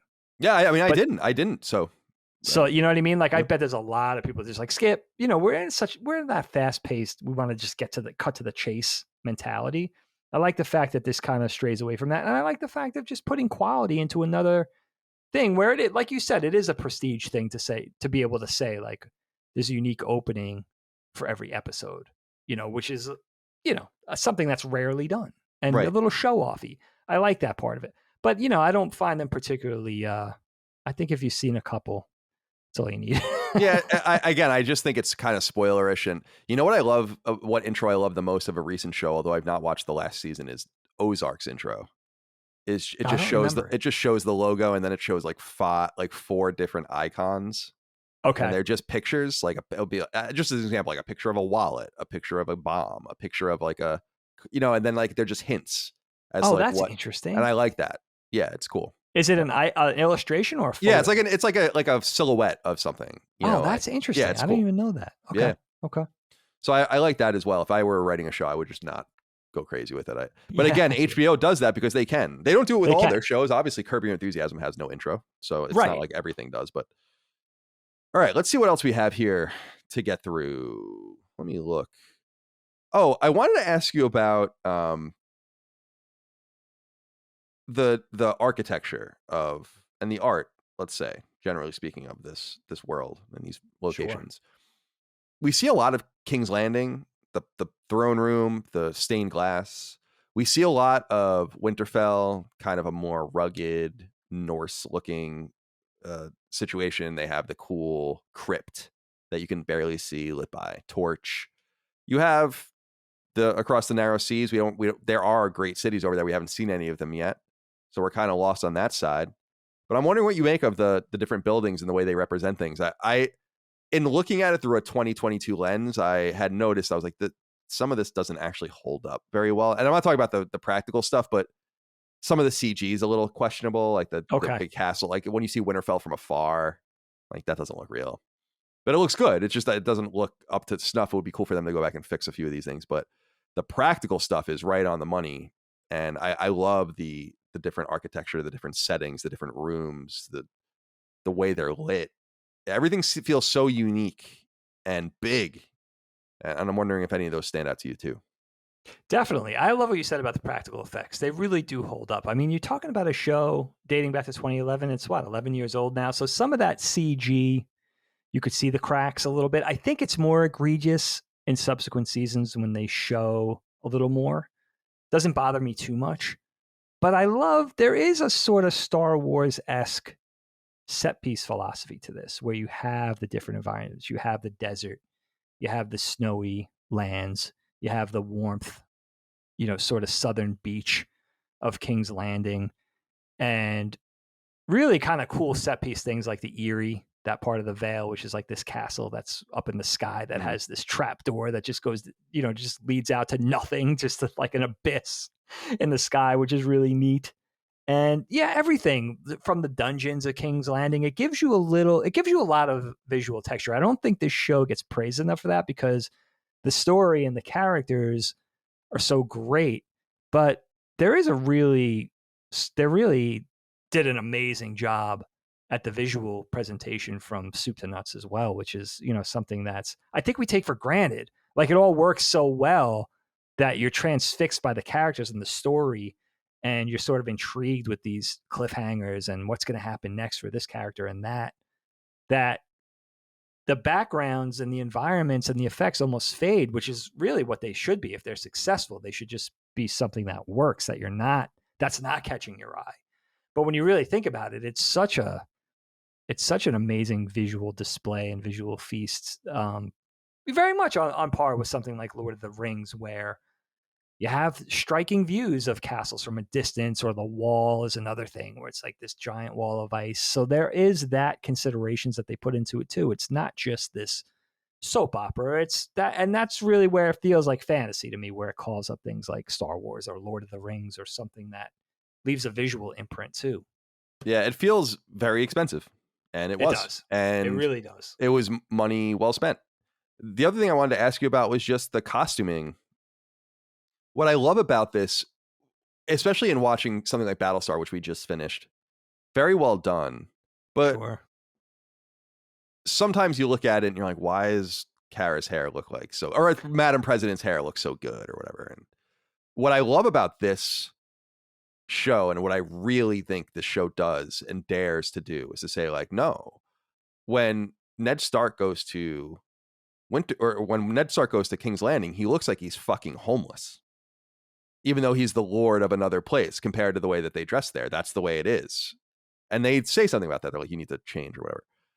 I like how everyone's dirty. Their teeth could be all rotting out of their mouths. They could have dirt all over their faces. They're fat or they're skinny. Their armor is all worn or not. I like that one of the symbols of, actually, they make fun of someone's armor, saying there's barely a scratch on it or something.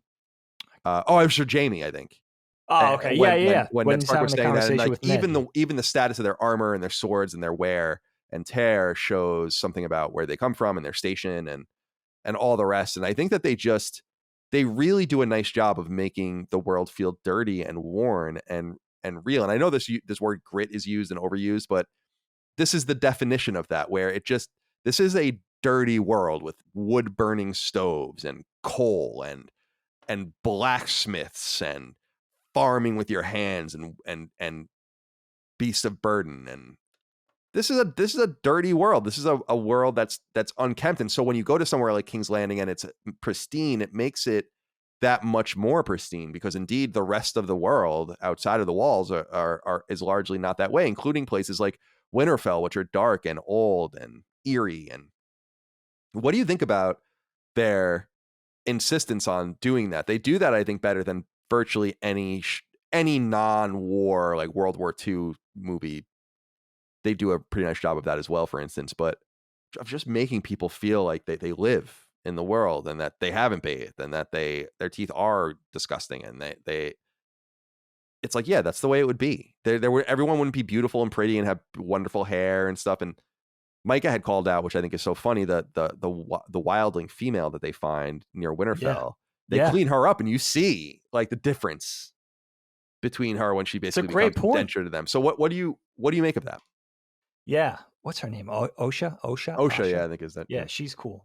They do. It really is grounded in almost this medieval Europe-esque sort of look and feel. And it doesn't even matter if you're a person of high standing or a peasant in this world. Like, you even look at the quarters, like the sleeping quarters of Ned and Kat, and you're like, oh, that looks pretty uncomfortable and kind of primitive.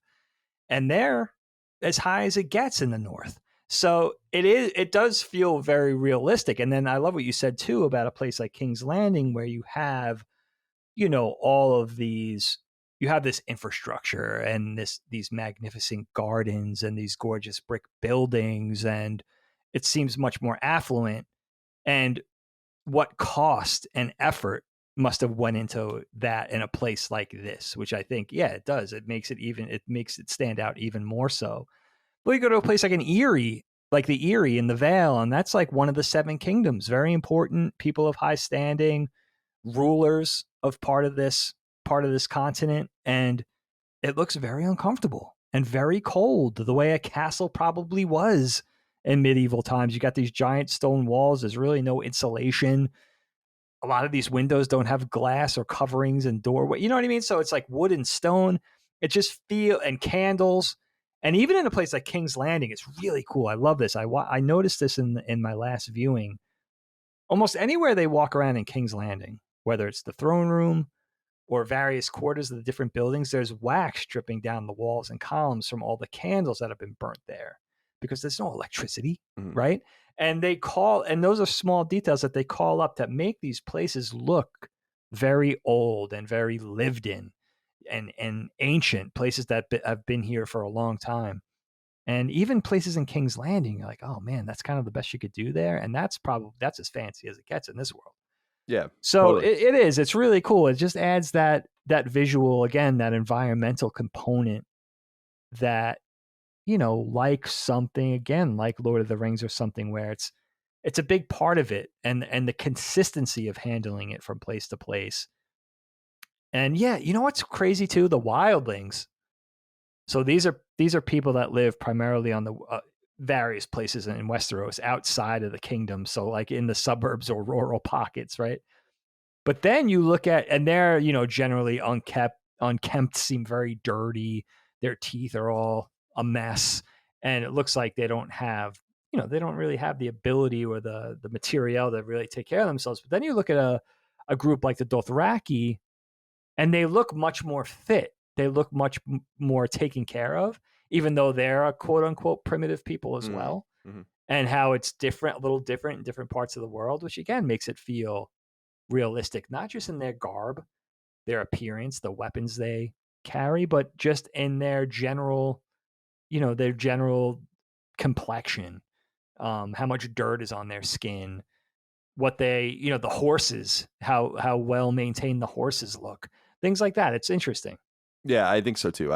I'm really impressed with the visual quality, the visual consistency of everything. It's very well done. That's why in the later seasons, when that Starbuck cup showed up in one of the shots that I keep hearing about that. Did you ever see that? I've seen it, but they edited it out of everything. Oh, okay. So like there's the original like airing of it. I want to see that. Oh yeah, you can see it. It's just funny. Like that was such an error, and people made fun of that, which they should. People were really mad at Game of Thrones at that point as well. But it just goes to show you how visually consistent it's just been. And I'm so impressed by the costuming, the armoring, everything. There's so much. It would have been really cool to have been one of these minor characters that are just there. I would have, if I knew someone that was on the show, I would have been all over trying to get on the show. So many extras. Yeah, just as an extra, just as like a knight that's just there. Like that would have been awesome. Oh, it'd be so fun just to kind of be a fly on the wall. And the emblems and the sigils and how many of them there are, and then different armor for different kingdoms or different armies, different groups of people, and how consistent that is with how the Lannisters look. Would you be a knight? Would you wear a knight's armor? Is that what you'd want to be in this world? Yeah, that's interesting, right? Jorah gets into that a little bit with some of Khal Drogo's people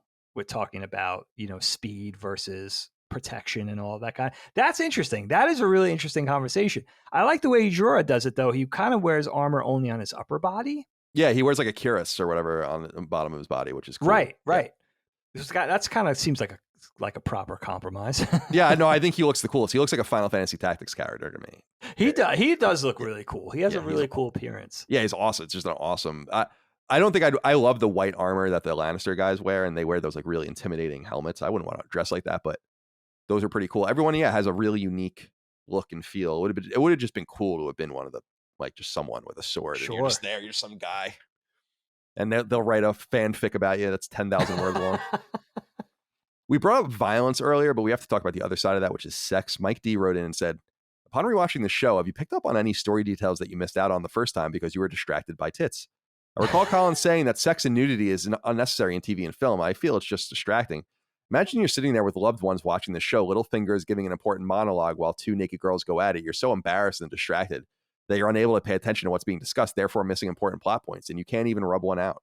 Thanks, Mike. That scene was insane. I forgot about how insane that scene is, and I really do feel like it's vulgar and gratuitous.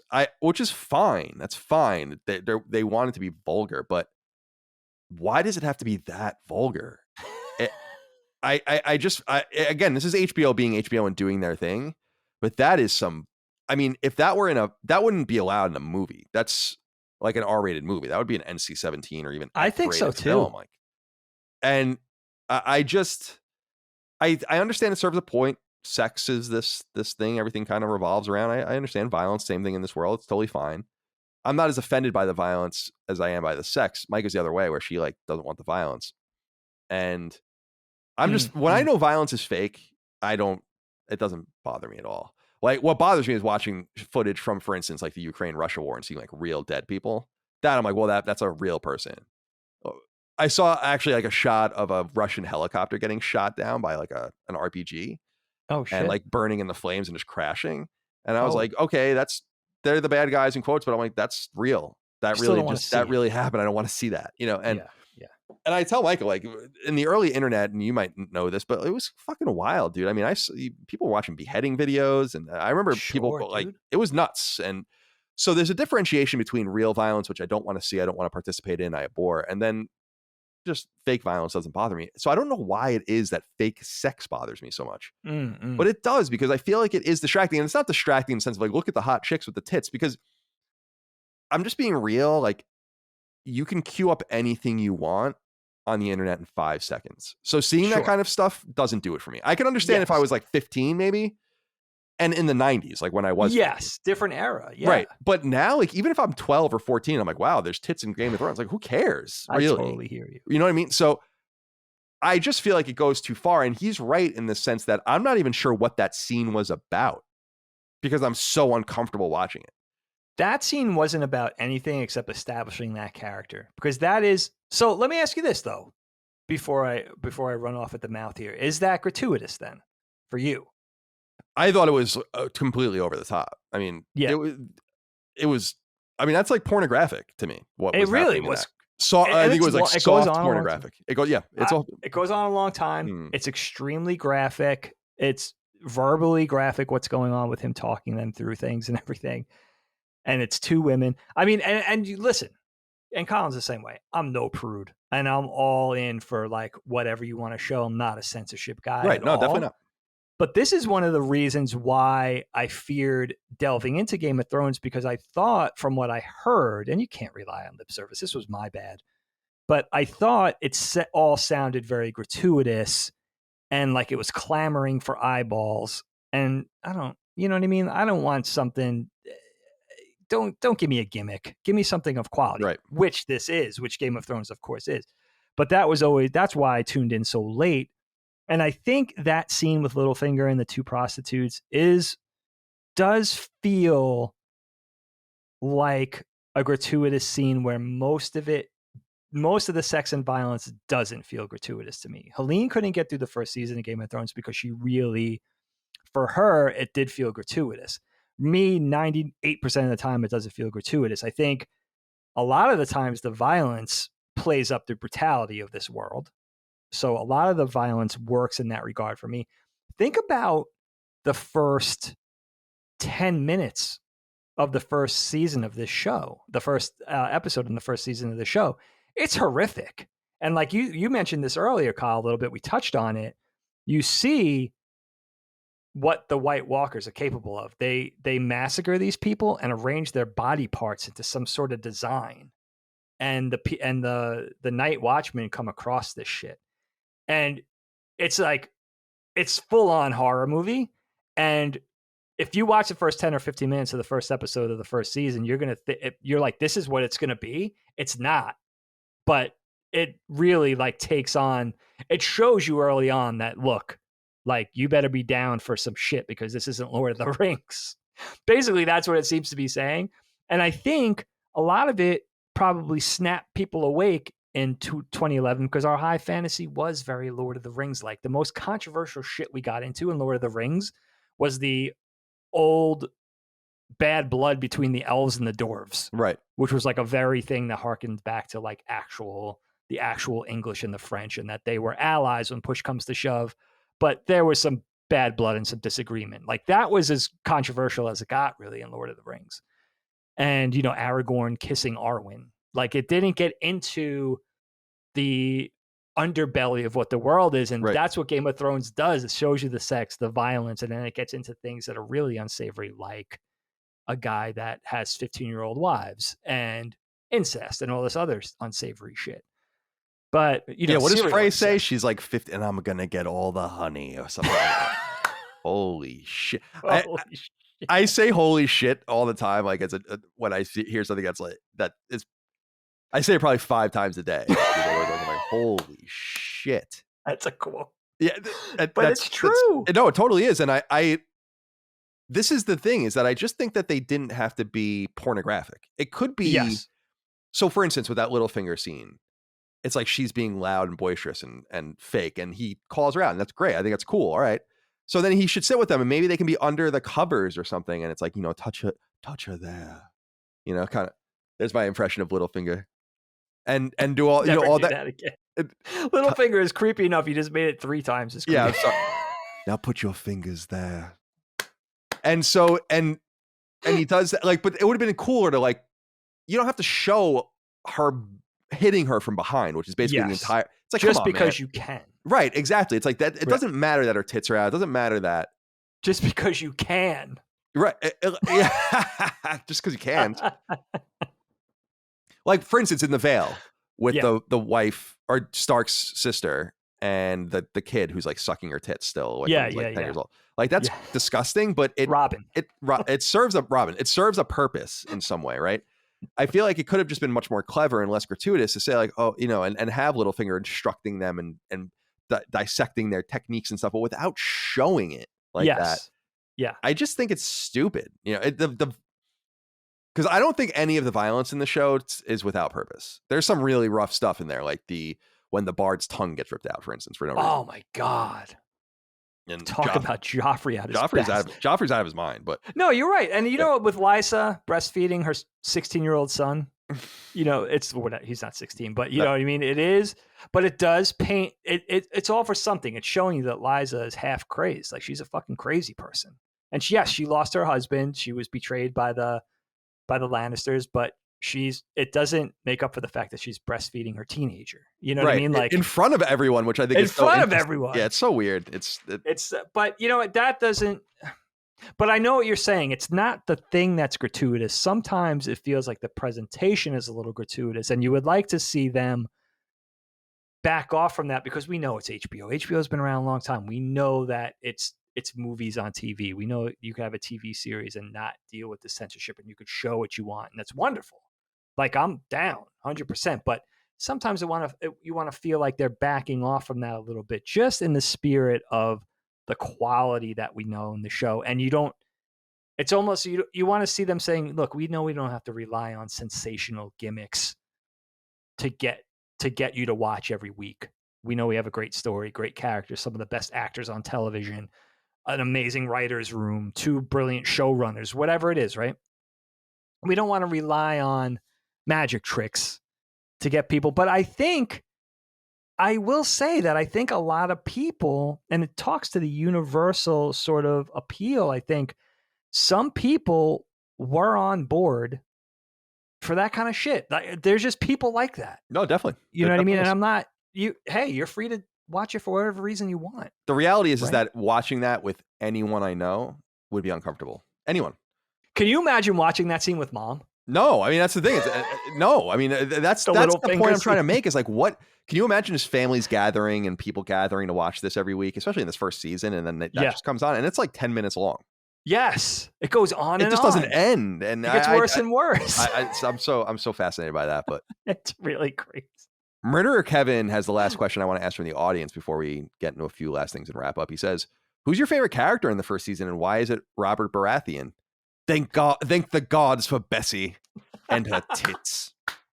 Is that you or the writer? No, that's what he wrote. That's what he wrote. I was just doing my best impression. Guys are the best. Gods, I was strong then. So good. Regaling us with tales of his warhammer. So who's your favorite, you think, so far in this first season, through that lens, that first season lens? Yeah, my favorite. Through the and first why is season it Theon Greyjoy? We didn't talk about him at all. No, he's annoying.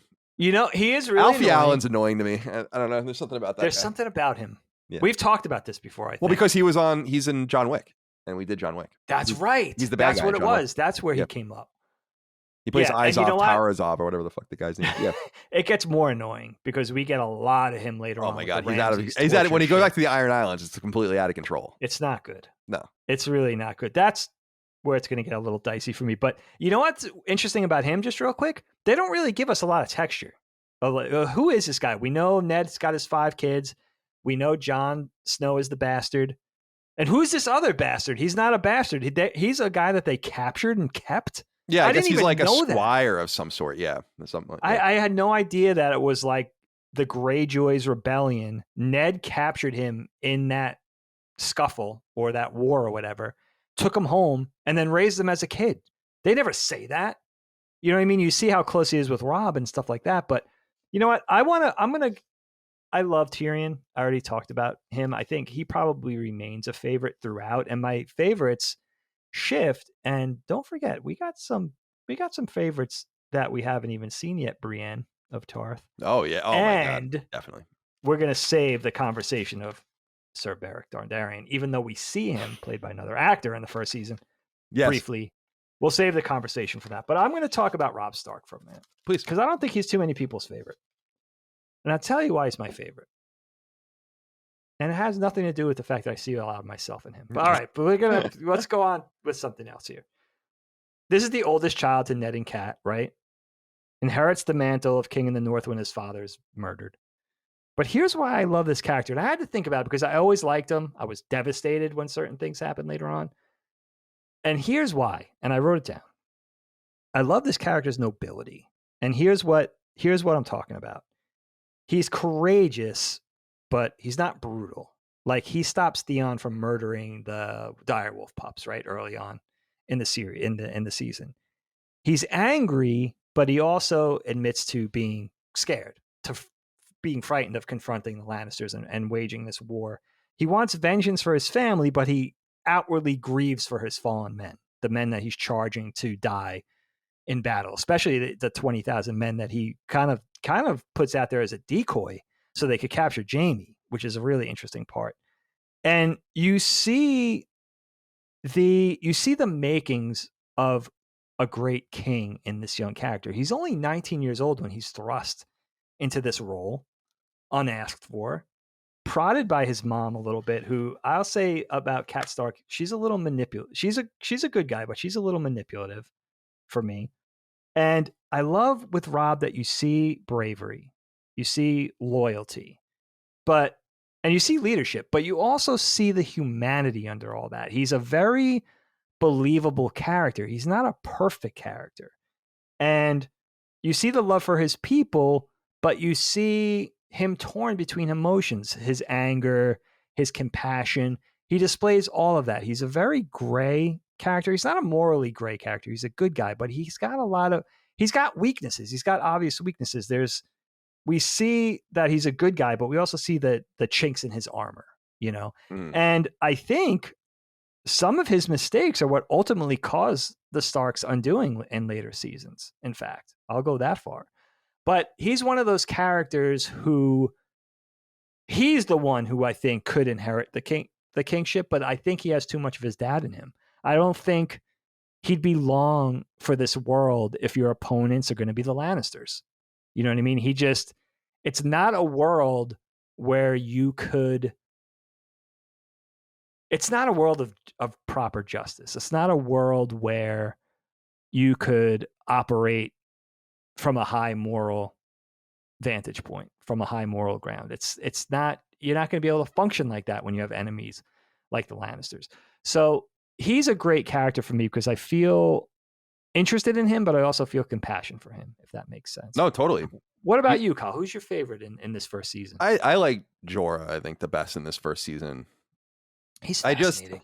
He's really fascinating. He's exiled, like we know he's allowed to come back. They gotta go quick with that, but and you know, he's gonna die tonight, Khaleesi. I love his intonation and his voice. He's just really, I love that fight he has where actually the same guy that I think he's talking about with the armor is the guy he ends up killing, right? Because the guy's sword gets caught in his armor. Yes. Just like slices his neck or whatever. There's a great scene where Khaleesi's abandoned by everyone. She doesn't know yet. She wakes up from her sleep or whatever, and he's just sitting there with his sword in his hand. And he like wakes up, you know? It's like really, so good. He's great. I just think he's an awesome character. And even though I understand and I agree that that is probably the least interesting arc, it is maybe why he shines so much, because he's so interesting. I find, Daenerys is interesting. Emilia Clarke's performance is interesting, but she is a little flat. But I think that that's the way she's playing her. I think that's the way it's supposed to be played. So yeah, he just really sticks out. And what is going on here? We don't really know yet at this point. I was going to ask you that. How do they rendezvous? Like, is he into her? A little bit. We find he is. Yeah, right. But he's a knight and he's honorable and all these kinds of things. It's there's a lot there. We see him throughout. So, and he's honest. He's honest. He says he fell from grace. He said he was dishonored, that he was a slaver, that he ran afoul of, and was exiled and all that kind of stuff. But that's my big question, is like, why is he drawing up to Daenerys? What does he know that we don't know? Does he know that she's going to be the claimant to the Iron Throne and he just wants to be at her right hand? Right. Is it, and we see that he really cares for her already. But what's the genesis of that? What's the impetus for that? And that's what makes him fascinating. And that, the other thing too is, like, there's so many great warriors in this, and he's one of them. He's just a great swordsman. You think about him, Jon Snow, the Hound, Bronn, Jaime, Ned. I mean, all the Sir Barristan, like all these great Syrio. There's so many great warriors in this too, and he's definitely one of them. And he's one that will, when you see who he groups with later on, and when push comes to shove in this world, Jorah's part of that. I also got to give a shout out to Gendry. I just think that's we don't know almost anything about him yet, but he's an awesome character. I love the idea of an armorer. We often hear about people when blacksmiths make weapons and all this, but not about the armorers. And obviously his amazing helmet is just the coolest, and how he doesn't want to sell it or whatever. Yeah. It's not available for sale. Forgot about him. Yeah, he's a good character, so I like him a lot too. One. And obviously he becomes very important with Arya later on. So we'll talk more about that in future seasons. But Dave, is there anything else we didn't mention that you wanted to talk about before we go? No, I think we covered it. I mean, we mentioned everybody of importance. We didn't stray too long on Jon Snow, but we're going to get so much. I mean, talk about one of the chief protagonists. A lot of the story kind of goes along with this bastard son of Ned Stark, and a lot of. I'm not a bastard. I'm sorry. Did I offend you? Tyrion's so funny. Let me do one more. Jon is going to be the center of conversation in every season that we do. He's going to be front and center. I don't think we ever go too long without seeing him. No, now it really does engage him a lot more. Although he's been engaged the entire first season too. And I just don't find Jon Snow that interesting, to be honest, compared to a lot of the other characters. I think that's true too. He falls a little flat so far. Yeah. He's not that. There's so many enticing characters that he kind of falls by the wayside a little bit. But it's interesting to think, in subsequent seasons, we're just going to pile on the characters. It's not like there's going to be less characters. If anything, there's going to be more characters. Oh yeah, many more. Yeah, definitely. And people die, so it kind of balances everything out. But I wanted to do one more. That's true. Jorah Mormont quote. Please. He's already gone, Khaleesi. I'm not really doing it very well right now. I'm gonna have to try it again next week, or next time we record. All right, Dig. Let's wrap up this episode like we always do with KnockBack with a dad joke. All right, you ready to go out with a dad joke, my friend? This is from our friend Paul Waltz via Twitter. Sent me this one the other day. Kyle, I think I want a job cleaning mirrors. It's just something I could really see myself doing. That's pretty good. I like that. Not bad. Yeah, not bad at all. Thanks, Paul. Not bad, my friend. Well, that was good, Dave. Thank you for your time. Appreciate you as always. Very nice. I'm so happy to set off this conversation. We got 7 more parts, 7 more weeks to discuss Game of Thrones. What? Yeah, and it gets better too. We'll be breaking our own rule, because obviously these will become newer than 10 years, but that's because it's my show and I'll do whatever I want. Oh, well, that's true. But it started. That's the caveat. It doesn't matter. It's fine. We can break our own rules. Yeah, we want to just make sure you're not out there suggesting anything to us that's too new. But of course, you can vote on monthly topics over on Patreon. Get the podcast early and ad-free over there as well. Patreon.com/LastStandMedia. If you listen to KnockBack on podcast feeds, please leave us nice reviews there, as we could use them to find new audiences. We appreciate that as well. Thank you so much for your love, kindness, and support. We'll see you next time for more KnockBack. Until then, goodbye. KnockBack, a retro and nostalgia podcast, is a product and trademark of Last Stand Media and Collins Last Stand LLC, and is recorded from Central Virginia and the Philadelphia suburbs, USA. The show was conceived by and is produced by me, Colin Moriarty. My co-host is Dagan Moriarty. KnockBack's executive producer is Dustin Furman, and the show is edited by associate producer Ben Smith. All of Last Stand's theme music is by Ramon Narvaez. As you know, all of Last Stand Media's shows, including KnockBack, are fan-funded on Patreon at patreon.com/laststandmedia. The following names are at the producer support level or higher on Patreon, and we're grateful for your kindness and generosity.